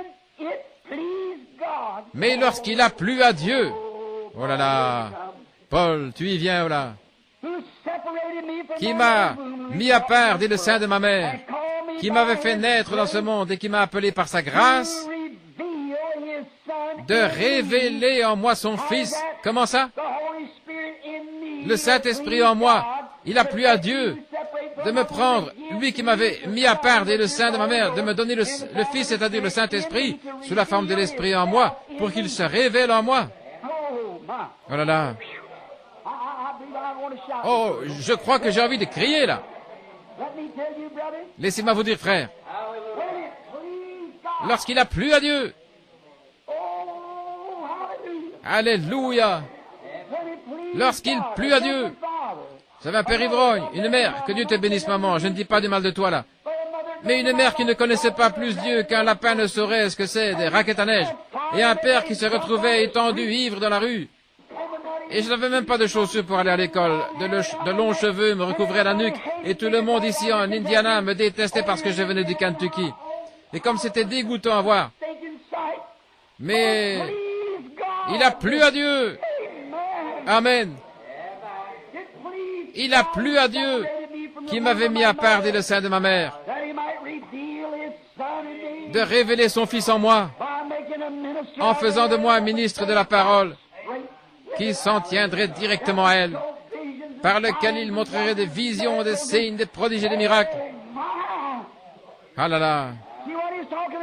Voyez-vous de quoi il parle? Il a plu à Dieu de faire ça. Écoutez attentivement. Verset 16. De révéler son Fils en moi, afin que je l'annonce parmi les païens. Aussitôt, je ne consultais point l'Église. Je ne suis pas du tout allé voir un évêque pour lui demander quoi faire. Je n'ai pas du tout consulté ni la chair, ni le sang, ni aucune organisation, ni rien d'autre. Je n'ai absolument rien à voir avec eux. Je n'ai pas du tout consulté la chair ou le sang. Je ne suis pas monté à Jérusalem non plus, vers tous les grands et saints sacrificateurs et les saints pères et tout cela pour leur dire, maintenant savez-vous, j'ai eu une vision, que dois-je faire? J'ai eu en vision le Seigneur Jésus béni. Ils auraient dit, file d'ici, toi, espèce d'exalté. Voyons, qu'est-ce qui t'est arrivé? Non. Tous leurs diplômes, je les avais déjà. Et Paul, ici, je peux vous le montrer dans les Écritures, il a dit qu'il lui a fallu oublier toutes les choses qu'il avait apprises et les considérer comme rien pour pouvoir connaître Christ. Oh! Et je ne montais point à Jérusalem vers ceux qui furent apôtres avant moi, mais je suis parti pour l'Arabie. Et puis je revins encore à Damas. Et 3 ans plus tard, je montai à Jérusalem pour faire la connaissance de Pierre, et je demeurai 15 jours chez lui. Et en continuant à lire, nous voyons que lui et l'apôtre Pierre ne s'étaient encore jamais vus auparavant. Ils n'avaient jamais fait connaissance, ils ne s'étaient jamais vus, mais quand ils se sont rencontrés, ils prêchaient le même évangile.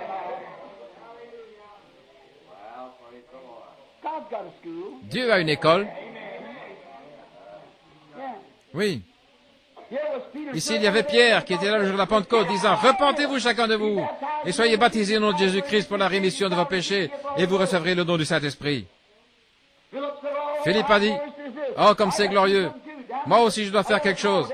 J'ai reçu un appel pour la Samarie, il est allé, il s'est mis à témoigner dans la rue, et tout à coup une personne malade est arrivée, il lui a posé les mains, et le voilà qui se met à sauter, à bondir. Il dit, gloire à Dieu, ça y est, il s'est mis à avoir une réunion glorieuse. Il a dit, il vous faut tous le Saint-Esprit.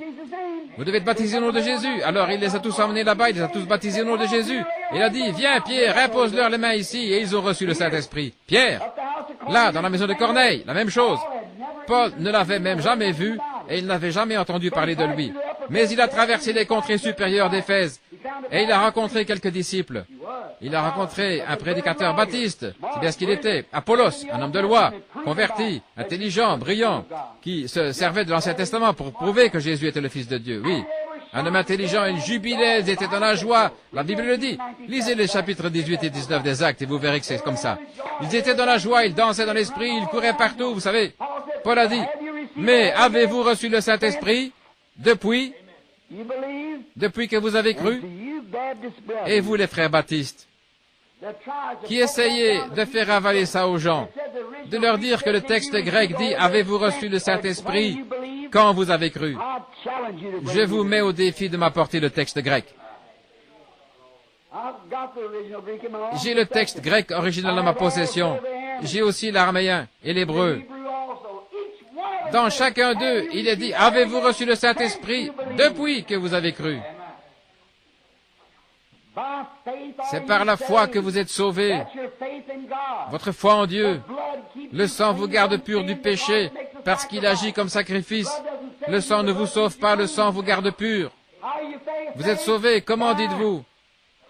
C'est par la foi que vous êtes sauvés, et ce, par la préscience de Dieu qui vous a appelé. Vous êtes sauvés, et le sang fait l'expiation, il vous garde constamment pur.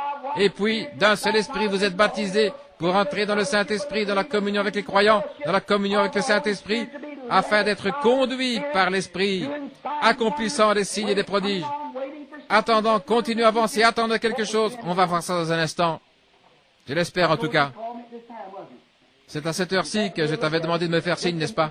Je viens justement de regarder l'heure. Encore un peu plus. Combien de temps dure-t-il ce salut? Quel genre de salut est-ce? D'une église à l'autre? Prenons Hébreux 9, 11, une minute. On va aller voir combien de temps, prendre simplement quelques minutes. Prenons le livre des Hébreux. Voyons combien de temps ce salut dure. Quelle sorte de salut c'est? Lisons Hébreux 9, 11. Mais Christ est devenu souverain sacrificateur des biens à venir. Il a traversé le tabernacle le plus grand et plus parfait, qui n'est pas construit de main d'homme. C'est-à-dire, c'est encore Paul qui enseigne ici, qui n'est pas de la création. Il est entré une fois par son propre sang. Combien de fois? Il est entré une fois pour toutes, ayant obtenu le salut pour une semaine, jusqu'au prochain réveil. Quelle sorte? Éternel, une rédemption éternelle. Le mot éternel, qu'est-ce que ça veut dire? En Christ, après que j'ai cru, nul ne peut appeler Jésus le Christ si ce n'est par le Saint-Esprit. C'est pour ça qu'il y a trois sortes de croyants, les incroyants, les soi-disant croyants et les croyants. Mais ceux qui ont cru jusqu'à recevoir la vie éternelle, ils sont entrés dans le parvis. Prenez l'ancien tabernacle. Quelle était la première chose qu'ils faisaient? Ils entraient dans le parvis, ceux des nations. Ensuite, il y avait l'autel d'airain, où on lavait le sacrifice à la cuve d'or. Ensuite, on tuait le sacrifice et on faisait l'aspersion du sang sur l'autel. Et puis, une fois chaque année, Aaron, oint. Oh là là. Avec quoi? Du parfum de la rose de Saron, d'une huile précieuse composée de parfum. On la versait sur sa tête et elle descendait jusqu'au bord de son vêtement. Regardez bien. Une fois chaque année, cet homme devait aller au-delà du voile, là, en portant devant lui le sang pour le propitiatoire. Une année, il est allé avec son bâton, il l'avait oublié là, et quand ils sont retournés le chercher, ils avaient déjà poussé des boutons et produit des fleurs. Un vieux bâton qu'il avait eu avec lui dans le désert pendant peut-être 40 ans. Il est resté là dans le lieu saint. Regardez. Quand ils apportaient le sang de l'alliance, le sang, il fallait être oint. Et il portait des vêtements avec des petites clochettes, une grenade et une clochette. Et cet homme devait marcher de manière à ce que chaque fois qu'il déplaçait la jambe, qu'il se déplaçait comme ceci pour faire un pas, elle faisait comme une musique, Saint, Saint, Saint à l'Éternel, Saint, Saint, Saint à l'Éternel, Saint, Saint, Saint à l'Éternel. Oh là là. Qu'est-ce que je suis en train de dire? Écoutez ceci, Branham Tabernacle. Vous avez eu votre chance. Une fois qu'un homme a été loin du Saint-Esprit, pour être adopté dans la famille de Dieu, pour être placé positionnellement par le Père et établi à son service, avec un but à atteindre dans la vie, ou ce à quoi Dieu l'a appelé, sa marche doit être Saint, Saint, Saint à l'Éternel. Saint, Saint, Saint à l'Éternel. Tu dois te détourner, ce côté-ci, Saint, Saint à l'Éternel. Tu dois croire tout ce que l'Ancien dit, ceci. Mais Saint, Saint, Saint à l'Éternel. Que sa parole passe avant. Qu'elle soit tout pour vous, enfouie, bien établie dans votre cœur. Votre marche doit se faire dans la parole. Saint, Saint, Saint à l'Éternel. Oh, si tu acceptes seulement de venir ici, je vais te dire ce qu'on va faire. On va organiser, te prendre dans notre organisation. Tu seras un homme important. Saint, Saint, Saint à l'Éternel. Saint, Saint à l'Éternel. Vous continuez d'avancer. Ce que les gens peuvent dire, ça ne change rien. Retire ces bandes, fais ceci, fais cela. Saint, Saint, Saint à l'Éternel. Vous avez les yeux fixés au calvaire. Rien ne vous arrêtera. La façon même dont vous marchez votre vie, vous marchez sur le chemin du roi. Loin de la précieuse huile de l'onction, vous vous avancez dans le lieu très saint. Wow. Amen. Très bien. Paul a dit qu'il n'avait pas reçu ceci d'un homme. Qu'est-ce qu'il dit? On revient à Galates maintenant à notre leçon. Nous ayant fait connaître le mystère de sa volonté. Sa volonté, qu'est-ce que c'est? Fait connaître le mystère de sa volonté. Verset 9. Je vais me dépêcher rapidement maintenant. Parce que nous sommes tard. Oh, chaque parole est tellement une pépite. Vous pouvez simplement continuer à la polir. Vous pouvez creuser. Vous pouvez prendre une parole ici, vous reporter à la Genèse et la polir. Vous reporter à l'Exode et la polir encore. Vous pouvez au Lévitique, la polir encore. Vous arrivez à l'Apocalypse. Et tout cela est Jésus. Amen. Vous pouvez la polir autant que vous voulez. Ce sera Jésus quand vous arriverez à l'Apocalypse. En effet, il a dit, je suis celui qui était, qui est et qui vient. Je suis le rejeton et la postérité de David. Je suis l'alpha et l'oméga. A et Z dans l'alphabet grec. Je suis de A à Z. Je suis le tout en tout. C'est exact. Je suis celui qui était vivant et qui était mort et qui est vivant au siècle des siècles. Je tiens les clés de la mort et du séjour des morts. Oh là là. Chaque pépite que vous ramassez ici, que vous mettez à polir, en la polissant, vous y retrouverez Jésus. Bien. On va prendre encore un peu de temps et après on va s'arrêter. Qu'est-ce que nous attendons? Pourquoi êtes-vous ici à la réunion? Quel est le but? Après quoi le monde soupire-t-il? Pourquoi la bombe atomique est-elle suspendue là? Pourquoi les molécules et les atomes? De quoi s'agit-il? Prenez Romains chapitre 8. Qu'est-ce que tout cela attend? Qu'est-ce que toutes ces choses attendent? Quelle heure est-il? Romains 8. Commençons à lire. Je dirais...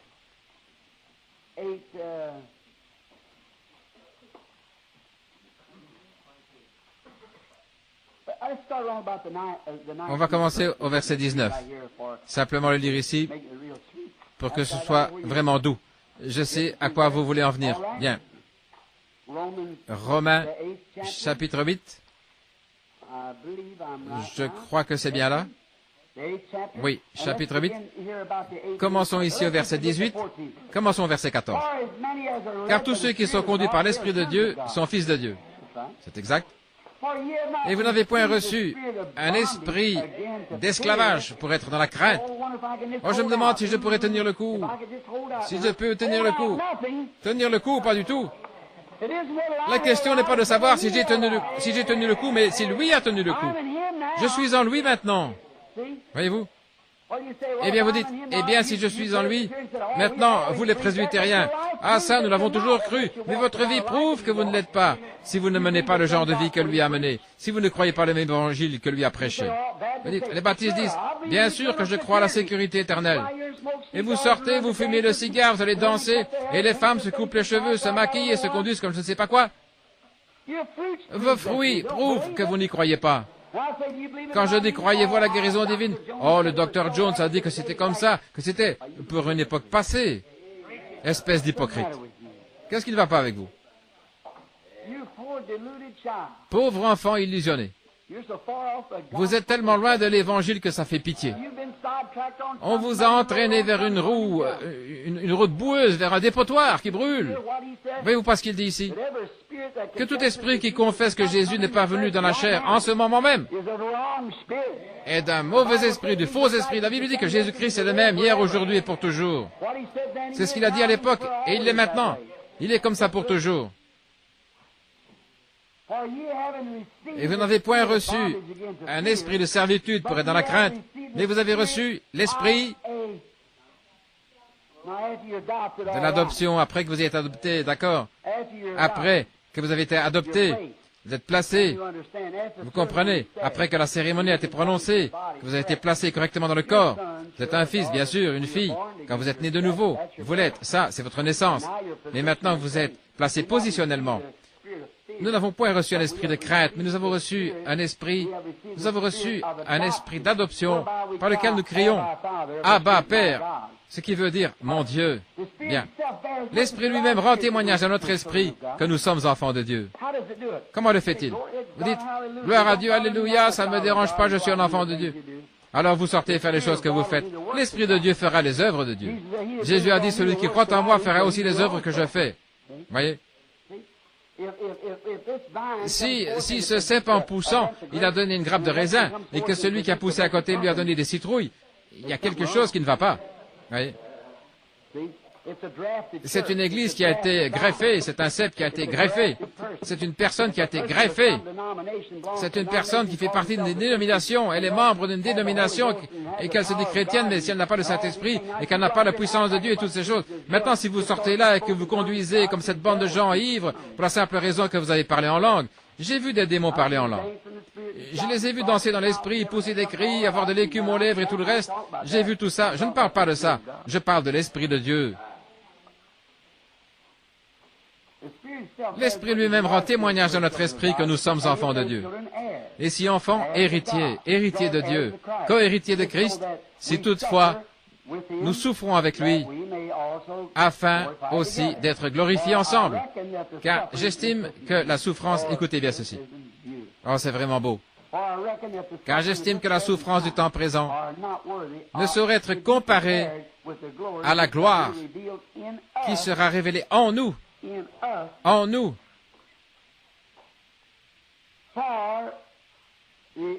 Aussi, la création attend-elle avec un ardent désir. Il y a un petit renvoi dans la note ici, la création, oui, le bon mot selon les Grecs. La création attend-elle avec un ardent désir la manifestation des fils de Dieu. Qu'est-ce que tout attend? Qu'est-ce que toute la création attend? Les manifestations des fils de Dieu. Elle attend que l'Église prenne sa position. Qui était le Fils de Dieu? Adam, où était son empire? La terre. Il avait la domination sur la terre, n'est-ce pas vrai? Il n'était pas Elohim à ce moment-là. Il était Jéhovah. Voyez-vous? C'est-à-dire, je suis Dieu, et j'en ai créé des plus petits qui me sont assujettis, et je leur ai donné autorité. La domination, c'est leur domaine. Sur quoi ils ont autorité? C'est la terre. Et toute la création attend que les fils de Dieu soient manifestés. Oh là là!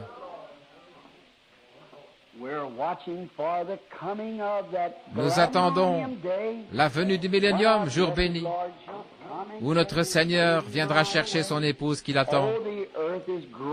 Oh, la terre crie, soupire, après ce jour de délivrance, où notre Sauveur reviendra sur la terre. N'est-ce pas vrai? Dans le temps, Dieu qui essaye de placer son Église dans sa position pour qu'il puisse se manifester, il s'en approprie un ici. Il peut dire, là mon esprit coule librement, le voilà, je peux agir. Tiens, en prendre un autre ici, là, le placer, je peux le placer. L'adoption, le placement, la manifestation, l'amener ici, lui faire une cérémonie, le visiter par un ange, lui dire quelque chose. Mais s'il a dit la vérité, mais s'il c'est seulement en train d'inventer quelque chose, ça ne marchera pas. Non, non, non, ça ne marchera pas. On en a eu beaucoup. Mais je parle de manifestation des fils de Dieu. Quand Dieu se manifeste et qu'il l'envoie. Et à ce moment-là, il va de l'avant et ce qu'il dit est la vérité. Ce qu'il fait est la vérité. Ce qu'il fait, il manifeste Christ. Comment le juger? À la façon dont il se tient avec la parole. Strictement avec la parole. Voyez-vous, c'est à cela que vous reconnaissez tout homme, à la façon dont il s'en tient à la parole. S'il ne parle pas selon la parole, il n'y a pas de vie en eux, dit la Bible. Voyez-vous? Dépêchons-nous parce que nous allons devoir nous arrêter. Verset 10. Plutôt le verset 9. Nous ayant fait connaître le mystère de sa volonté, de nous adopter selon le bon plaisir qu'il avait formé en lui-même. Il avait formé lui-même ce dessein avant la fondation du monde, qu'on bien comprenne. Pour que dans la dispensation, oh là là, voilà encore autre chose. Oh, nous nous arrêterons pas cette fois-ci. Lorsque le temps serait accompli, croyez-vous aux dispensations? La Bible le dit. Dans la dispensation de la plénitude des temps, la plénitude des temps, qu'est-ce que c'est? Il y a la dispensation, eh bien, la dispensation de la loi mosaïque. Il y a eu la dispensation de Jean-Baptiste. Il y a eu la dispensation de Christ. Il y a la dispensation de l'organisation des églises, la dispensation de l'effusion du Saint-Esprit. Maintenant, il y a la dispensation de l'adoption, ce que le monde attend, ce après quoi il soupire. Et lorsque les temps seront accomplis, dans la dispensation de la plénitude du temps, cette plénitude du temps, qu'est-ce que c'est? C'est quand les morts ressuscitent, quand la maladie cesse, quand toute la terre cesse de soupirer, la plénitude de la dispensation du temps. Remarquez bien. Lorsque le temps serait accompli de réunir toutes choses en Christ. N'êtes-vous pas heureux? Comment va-t-il le faire? Il va réunir toutes choses en qui? En Christ. Comment entrer en Christ? Par un seul esprit. D'un seul esprit, nous sommes baptisés pour former un seul corps, et ce corps est le corps de qui? Déjà jugé. Il a pris notre jugement. Alors qu'est-ce que nous sommes? Quand le verrai-je? Le sang, je passerai par-dessus vous, et chaque fois qu'il le regarde, le corps est là, il est assis tout sanglant, et moi je suis dans ce corps. Par quoi? Par le Saint-Esprit. Il passe par-dessus, oh là là, et dans la plénitude de la dispensation du temps, afin de réunir toutes choses en Christ, celles qui sont dans les cieux. Maintenant, si vous parlez d'un nom, allons-y tout de suite. On va en parler un moment. Toute la famille dans le ciel se nomme comment? Jésus-Christ. Toute la famille sur la terre se nomme comment? Jésus-Christ. Il y a des femmes très bien ici, vraiment bien, de grande valeur. Des vraies dames. Il y a une seule Madame Branham, Madame William Branham. C'est mon épouse. C'est elle qui rentre à la maison avec moi. Voyez-vous, toutes les autres, vous rentrez avec vos maris. Il n'y a qu'une glorieuse église vivante du Dieu vivant. Elle porte son nom. Elle est remplie de son esprit. C'est exact. Je ne dis pas, je ne condamne pas les bonnes œuvres, je ne condamne pas leurs hôpitaux et les bonnes choses. Je trouve que c'est merveilleux, que ce sont des bénédictions de Dieu envers cette pauvre humanité souffrante. Je ne condamne pas toutes ces autres choses qu'ils font. C'est bien, c'est tout à fait ce qu'il faut. Et leurs grandes organisations et les millions de dollars. Bien sûr, je préfère de beaucoup voir ça plutôt que des bars au coin de la rue. Certainement que j'honore ces hommes en tant que prédicateurs qui se tiennent à la chair. Mais pour ce qui est de réunir toutes choses à la fin de la dispensation, pour ça, il faudra attendre la manifestation des fils de Dieu. Dans cette dispensation, alors qu'il réunira tous ceux qui auront été amenés en Christ. Qu'est-ce que Christ? Comment entrons-nous en lui? 1 Corinthiens 12. Par un seul esprit, nous sommes tous baptisés pour former un seul corps qui est le corps de Christ, et nous avons part à tous les dons, à toutes les bonnes choses qu'il possède, pas vrai? Et toute la terre soupire, gémit. Elle attend les manifestations, le moment où Christ et son Église s'uniront. Lorsque le temps serait accompli de réunir tout en Christ, celles qui sont dans les cieux et celles qui sont sur la terre. En lui, nous avons acquis un héritage. Oh, frère Neville, pardonne-moi de prendre tout ce temps. Ce mot héritage. Oh. C'est inévitable. Oh là là. Je sais. Mon parent, mon frère, j'espère que je ne suis pas fou. Je ne le pense pas. Mais, oh là là, oh là là. Un quoi? Un héritage.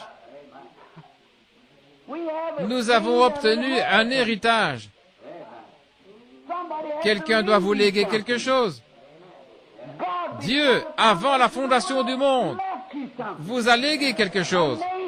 Un nom écrit dans le livre, afin que lorsque l'agneau serait immolé, vous soyez identifié avec lui. Oh, retenons ça jusqu'à ce soir. Oh là là, oh là là. Continuons à lire encore un petit peu. Comment allons-nous arriver au verset 3, au chapitre 3? Mais nous allons bientôt terminer. En lui, nous sommes devenus héritiers.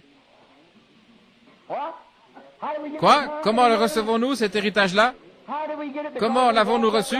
Parce que nous avons marché droit? Comment avons-nous reçu cet héritage? Parce que nous étions prédestinés.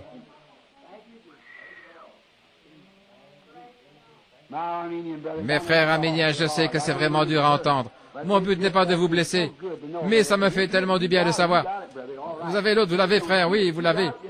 Mais vous ne le voyez pas, c'est tout. Vous l'avez quand même, voyez-vous. Tout va bien pour vous.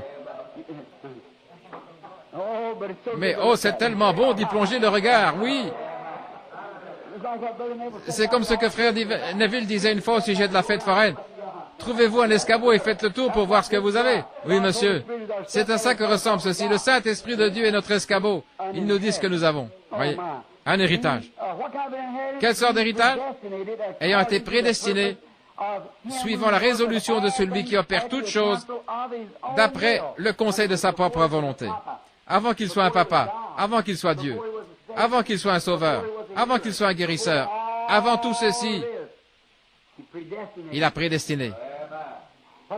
Il a mis le nom de l'agneau dans le livre. Il a parcouru le regard le cours du temps par sa préscience. Et il a vu votre nom, il l'a mis aussi dans le livre. Qu'est-ce que c'est alors? Au bout d'un certain temps, nous sommes venus au monde, de parents pécheurs, nous nous promenons sur la terre, vous savez, tout à coup, comme ce petit juif, on est crochu, Paul, vous savez, s'inquiétait de sa tâche, tout à coup, il a dit, oh, et vous dites, Abba, Père. Et voilà que nous sommes venus à venir. Il nous a prédestinés à recevoir, lui, notre héritage, qui nous avait été prédestiné. Voyez, nous avons hérité de cela avant la fondation du monde. Oh, selon sa propre résolution, afin d'accomplir son bon vouloir exactement, d'être un Dieu et un Sauveur. En lui, vous aussi, après avoir entendu la parole de la vérité, et qui est la vérité? Jésus est la vérité de l'Évangile. Quel Évangile? Il n'y a qu'un Évangile. Dans Galates 1, il est dit, quand un ange annoncerait un autre Évangile, qu'il soit anathème. Ceci est l'Évangile. L'Évangile de votre salut, aucun autre. Il n'y en a aucun autre.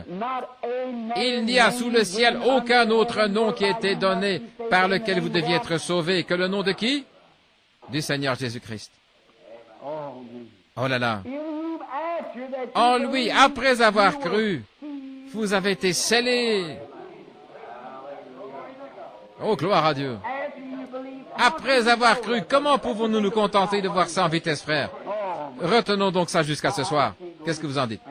Je ne peux tout simplement pas aller plus loin. Retenons ça jusqu'à ce soir. Je n'arrive pas à me défaire de ce mot, sceller, la façon dont on y entre, vous voyez. Un héritage par prédestination. J'ai hérité de quelque chose. Quel héritage? Il faut que quelqu'un m'ait laissé un héritage. Et vous dites, Jésus vous a laissé un héritage. Pardon. Jésus ne m'a jamais laissé d'héritage. Jésus ne vous a jamais laissé d'héritage. Il est seulement descendu pour payer pour votre héritage. Il vous a transmis votre héritage. Mais votre nom avait été mis dans le livre de vie de l'agneau avant la fondation du monde. C'est Dieu qui vous a donné votre héritage. Votre héritage était là d'abord. Jésus est seulement venu. Voici de quelle façon il cherche à l'expliquer. Dieu dit, eh bien, il y a beaucoup de gens qui sont perdus, il n'y en aura pas un seul de sauvé. Alors je vais faire descendre Jésus et peut-être que lui, que quelqu'un regrettera, qu'il saura ce que j'ai fait et qu'il sera sauvé. Oh, miséricorde. Je ne gérerai même pas mon bureau comme ça. Et il y a des fois où je les gère vraiment mal pourtant, vous voyez. Je ne ferai pas comme ça. Et Dieu alors, Dieu par sa préscience, il a vu précisément qui serait sauvé, qui ne serait pas sauvé. Il a envoyé Jésus sauver ceux qu'il savait déjà élus. Paul n'a-t-il pas dit, 5 versets plus haut, qu'il nous avait élus en lui avant même que le monde existe? C'est ça notre héritage. Dieu nous a choisis. Et il a envoyé Jésus payer le prix. Il a versé son sang pour qu'aucun péché ne nous soit imputé. Rien de ce que vous faites. Et celui qui pêche volontairement après avoir reçu la connaissance de la vérité, il ne reste plus de sacrifice. Bon, et là, vous allez m'arriver avec une autre question. Et ça alors, frère Branham. Mais souvenez-vous, voyez, qui ont reçu la connaissance de la vérité. Ils n'ont jamais reçu la vérité. Ils en ont simplement reçu la connaissance, voyez. Il est impossible que ceux qui ont été une fois éclairés, qui ont eu part au Saint-Esprit, qui ont goûté la puissance de la bonne parole. C'est comme ces croyants frontaliers là-bas. Tellement de gens m'ont écrit à ce sujet. Ces croyants frontaliers sont allés là. Josué et Caleb se sont rendus là. Pourquoi? Maintenant, nous allons appeler ça le Saint-Esprit, le pays là-bas. Eux, ils sont ici. Ici, avant, disons que ceci, c'est le Saint-Esprit, et eux, ils sont là-bas, vous voyez. C'est là que la promesse, elle est là-bas. Eh bien, s'ils envoyaient 10 espions de chaque tribu, comme ça, nous, les tribus, nous pourrions toutes savoir ce qu'est notre héritage, et tous seraient placés là-bas, où nous serons placés. Alors, je vais envoyer des espions. Ils sont tous arrivés là-bas. Oh là là. Non, on se ferait traiter d'exalté après ça. Non, non, on ne peut pas faire ça, voyez. Josué et Caleb se sont dit, je vais voir de quoi ça a l'air. Alors ils sont venus de ce côté, ils ont regardé ce qui se passait chez ces gens-là. Oh, ils ont tendu le bras, ils ont coupé une grosse grappe de raisin là-bas, ils se sont retournés. Ils ont dit, oh là là, c'est beau, c'est très beau. Voici, prenez-en. Ils sont vraiment bons. Oh, c'est bon. Mais regardez donc, on ne pourra pas y arriver, s'opposer à toutes ces grandes dénominations, toutes ces grandes choses. Oh, c'est vraiment dommage, on ne peut pas y arriver. Non, monsieur, peu importe, on n'y arrivera pas. Non, monsieur, ils se sont mis à dire, oh, retournons au pot de viande de l'Égypte, on aurait mieux, voyez-vous. On ne peut pas y arriver. Le brave Caleb a dit, restez tranquilles tous. Josué a dit, taisez-vous, laissez-moi parler. Hélas, on ne peut pas y arriver, on ne pourrait pas. Il faut que je renonce à mes parties de 4, frère Branham. S'il faut que je laisse pousser mes cheveux comme une vieille femme, je ne sais pas ce que je vais faire. S'il faut que j'enlève mes shorts, je ne sais pas, je ne pourrai pas arriver. S'il faut que je cesse de fumer le cigare, voyez. Pauvre spécimen de délivrance que vous êtes. Je ne peux vraiment pas. Josué a dit, oh, c'est beau là-bas, alléluia, nous pouvons nous en emparer. Comment ça? Ceux-là, ils regardaient les grandes villes qui étaient fortifiées, alors que Josué et Caleb regardaient une promesse que Dieu avait faite. Tenez-vous à la promesse. Qui que vous soyez, tenez-vous à la parole. Car Pierre a dit, repentez-vous chacun de vous et soyez baptisés au nom de Jésus-Christ pour la rémission de vos péchés. Car la promesse est pour vous. Quel pays promis? Pour vos enfants et pour ceux qui sont au loin, en aussi grand nombre que le Seigneur notre Dieu les appellera. Ne vous vexez pas, là je vous en prie. Et je termine avec ceci. Vous les pèlerins de la sainteté, les Nazaréens, vous êtes venus jusque-là dans la sanctification. Vous êtes avancés jusqu'ici, même jusqu'au point où vous voyez les raisins, et puis vous avez fait demi-tour. Et vous êtes retournés. Vous voyez ce qui est arrivé? C'est ça le problème. Vous n'êtes jamais entré dans le pays. Montrez-moi un seul Nazaréen, ou un seul pèlerin de la sainteté, ou un seul de ceux qu'ils ont sur le terrain aujourd'hui, qui a de grandes campagnes de guérison avec des signes, des prodiges. Montrez-moi-en un seul. Vous vous êtes adapté à l'Égypte, vous êtes retourné au pot d'Aï, vous vous êtes arrêté à Kadesh Barnéa, c'est exact. Regardez bien, dans Hébreux 6. Car il est impossible que ceux qui ont été une fois éclairés, vous saviez à quoi vous en tenir. Si vous ne le saviez pas, vous le savez maintenant. Et qui ont eu part, et qui ont goûté les dons célestes. Goûté, voyez. Les gens vont à l'église, ils sont assis là, et ils disent, vous savez, il se pourrait qu'ils aient raison. Il se pourrait que ce soit différent. Ça pourrait tout de même, je vais vous dire. Il faut avoir beaucoup de foi pour faire ça. goûté les dons célestes et ont tenu pour profane le sang d'alliance par lequel vous avez été sanctifiés. Par exemple, un prédicateur, sa mère la voit quelque part, il dit, « Je me sens appelé à devenir serviteur du Seigneur. » Très bien. La première chose à faire, je vais me mettre à faire des lessives, mon chéri. Je vais t'envoyer étudier. La pire chose qu'elle ait jamais faite. C'est exact. Ils vont faire sortir de lui tout ce que Dieu essaie de mettre en lui. Ensuite, regardez. Car, si nous péchons volontairement, après avoir reçu la connaissance de la vérité, la connaissance, l'avoir vu dans l'Écriture, le savoir, la Bible dit qu'il est le même hier, aujourd'hui, éternellement. Voir cela, c'est la connaissance de la vérité, de le voir, et que nous nous détournions et tenions pour profane le sang d'alliance, un homme qui dit, oh oui, je crois en Dieu, très bien, vous faites le premier pas. Bien sûr, je crois à la sanctification. D'accord, vous êtes à la frontière. Vous êtes venu jusqu'ici, vous êtes prêt à recevoir le Saint-Esprit. Mais vous regardez et vous dites, oh, je ne sais pas vraiment sûr s'il faut que je me conduise comme... Je ne sais pas, vous savez comment ils appellent ces gens-là? Oh, je ne sais pas si je pourrais faire ça. Non, je crois que je vais simplement aller adhérer. Voyez. Vous savez ce qui arrive? Il est impossible que ceux-là entrent un jour. Ils ont péché au-delà de leur jour de grâce.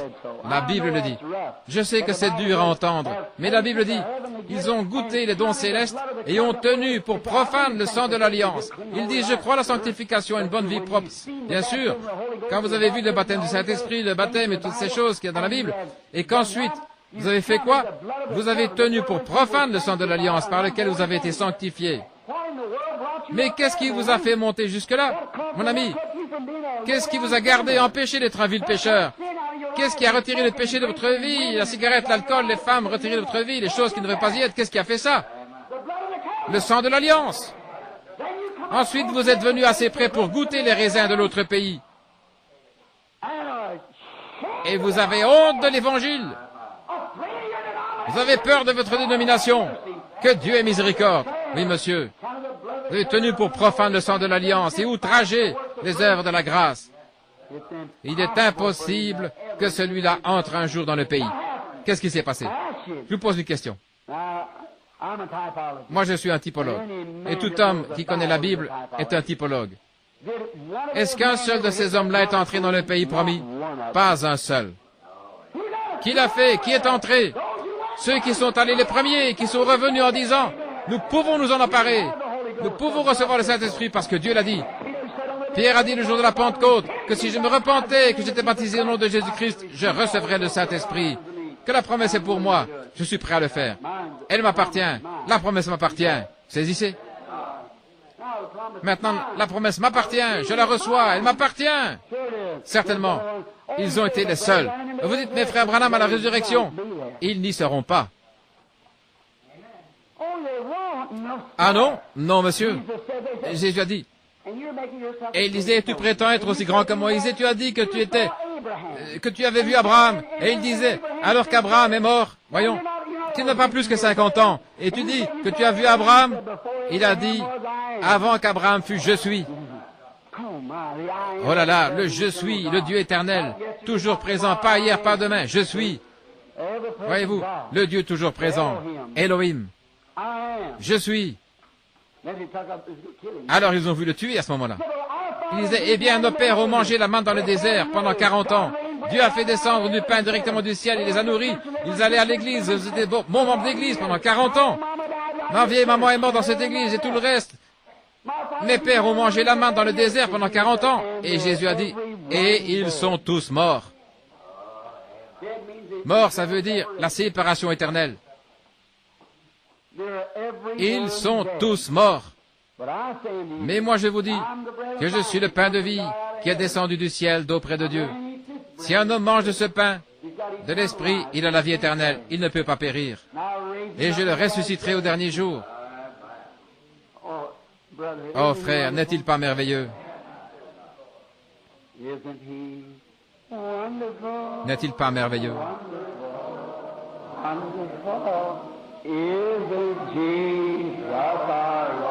Jésus notre Seigneur, n'est-il pas merveilleux? Les yeux l'ont vu, les oreilles l'ont entendu. Je l'ai lu dans sa parole. Jésus notre Seigneur, N'est-il pas merveilleux? Pas vrai? Nous voyons son esprit de discernement qui se déplace au milieu de nous. Nous le voyons accomplir des miracles, des signes et des prodiges. Nous l'entendons directement tiré de la parole ici, et vous envoyez la confirmation. Oh là là.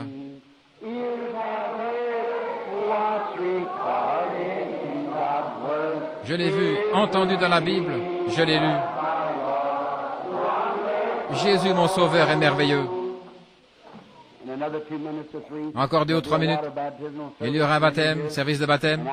Et maintenant, pour ceux qui vont être baptisés, que les femmes aillent de ce côté-ci et les hommes par ici. Donc, les hommes à ma gauche, par ici, de ce côté-ci, et les femmes de ce côté-là. Il y aura des sœurs qui vous attendront là, avec les vêtements appropriés.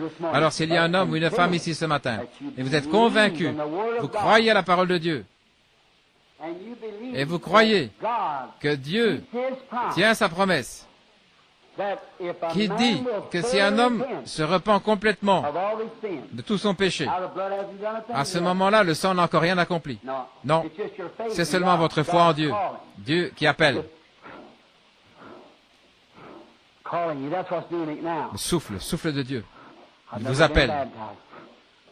Je n'ai jamais été baptisé. Mais si seulement je pouvais commencer à agir différemment.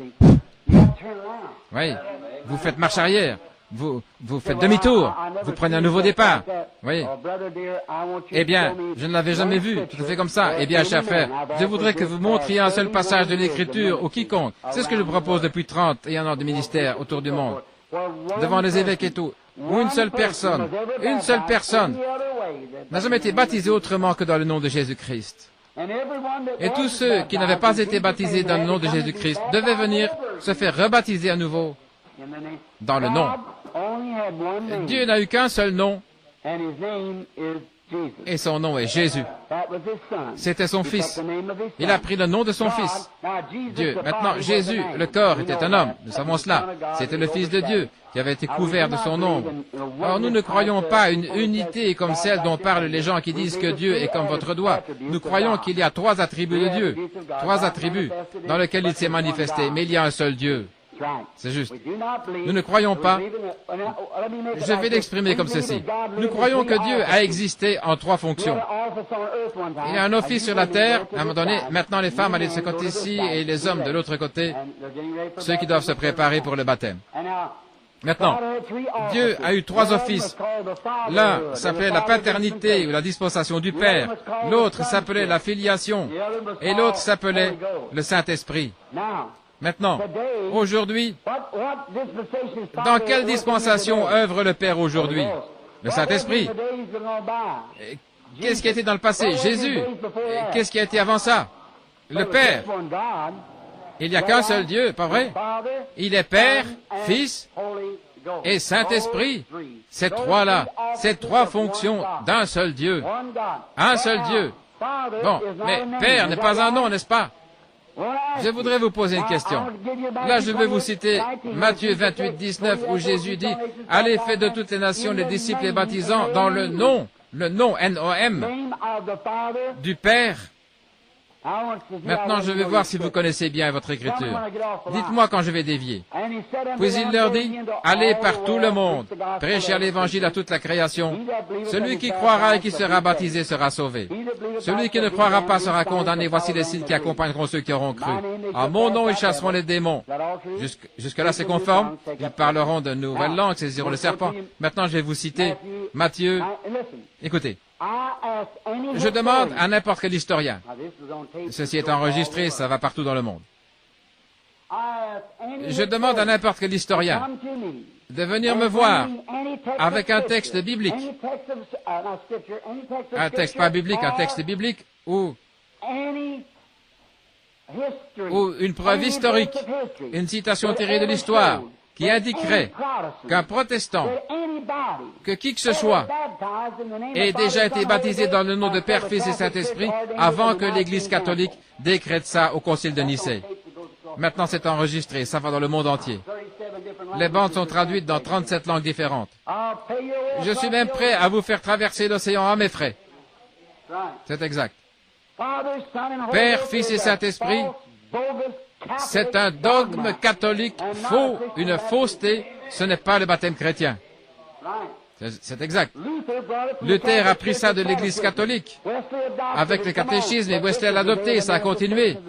Mais c'est maintenant le jour de la manifestation des fils de Dieu, où les mystères qui avaient été cachés depuis la fondation du monde doivent être révélés. C'est maintenant l'heure. Certainement. Rappelez-vous, dans la Bible, pas une seule personne dans la Bible n'a été baptisée dans le nom de Père, Fils et Saint-Esprit. Pendant les 300 ans qui ont suivi la mort du dernier apôtre, personne n'a jamais été baptisé dans le nom de Père, Fils, Saint-Esprit. J'ai lu les deux, les pères avant Nicée et le concile de Nicée. C'est là qu'ils ont organisé ce qu'ils appellent l'Église chrétienne universelle. Et ils en ont fait une organisation et l'ont imposée à tout le monde. C'était l'Église catholique. Le même mot catholique veut dire universel. Une Église chrétienne universelle, mondiale. Une seule Église qui couvrirait le monde. Et ce christianisme, ils l'imposent aux gens. C'est là qu'ils ont adopté, ils ont enlevé Vénus pour y mettre Marie, ils ont enlevé Jupiter pour mettre Paul. C'est encore du paganisme. C'est exact. L'Église catholique, c'est de là qu'elle est sortie. Et 500 ans plus tard, à ce moment-là, à Louisville, il y a Ben Hur à l'affiche. Il n'y a pas longtemps, il y a eu les 10 commandements. J'aimerais vraiment un jour qu'ils puissent mettre en scène les 1500 ans de l'âge des ténèbres, si possible. J'aimerais vraiment qu'ils affichent ça.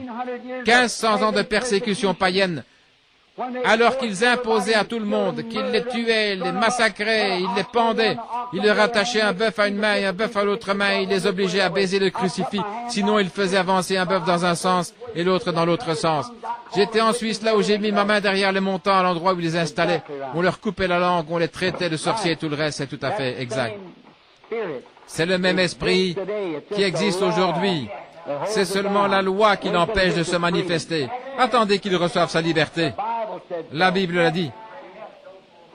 Attendez seulement qu'il se montre son vrai jour, qu'il en ait la possibilité. Il se pourrait bien que vous les lisiez dans peu de temps, pour autant que je sache. Voyez? Ça viendra, il n'y a aucun moyen de l'empêcher, ça doit venir. C'est exact, ça doit venir. Ainsi, à ce moment-là, faites bien attention. Mes frères, la chose qu'il vous faut savoir, c'est ceci. Je sais en qui j'ai cru. Alléluia. Nous continuons notre marche, c'est ça. Une fois, quand celui qui a écrit, quand j'ai dit à celui qui a écrit la Bible Lamsa, quand il a regardé et voyant cet ancien signe de Dieu, exactement là où j'ai les 3 petits points, qu'est-ce que c'est? Il a dit, c'est Dieu en 3 attributs. J'ai dit, tel que Père, Fils et Saint-Esprit. Il m'a regardé, il a dit, vous croyez ça? Et j'ai dit, oui, monsieur. Il a dit, quand j'ai vu opérer ce discernement l'autre soir, j'y ai pensé que vous étiez un prophète du Seigneur. Il a dit que Dieu vous bénisse. Il a passé son bras autour de mes épaules et il a dit, maintenant je le sais. Il a dit, les Américains ne le savent même pas, ils ne savent rien du tout. Il a dit, ils essaient de prendre un livre oriental et d'en faire un livre occidental. Ils ne connaissent même pas leur Bible. Il a dit, il n'y a sous le ciel aucun autre nom, car tous ceux qui ont été baptisés au nom de Jésus-Christ. 3 personnes en un seul Dieu, ça n'existe pas. En lui, ses frères, Lamsa, c'est lui, Dr Lamsa, le traducteur de la Bible Lamsa, qui est un ami intime d'Eisenhower et de tous les grands diplomates du monde et tout. Et il m'a entouré de ses bras et il a dit, un jour, ils vont vous abattre à cause de ça. Mais il a dit, souvenez-vous, tous ces gens-là meurent pour une cause. J'aimerais mieux être comme le vieux Pierre quand il était là en prison. Il y avait un jeune homme là-bas tout inquiet. Il a dit, oh, qu'est-ce qu'il y a? Es-tu au courant qu'on va t'exécuter? Oui. Mais tu vas mourir aujourd'hui? Oui. Mais tu n'as pas peur? Non. Il a dit, tu dois être un de ceux qu'on appelle chrétiens. Oui. Et qu'est-ce qui t'est arrivé? Et lui, il a raconté, il s'est assis, il lui a raconté l'histoire. Et comme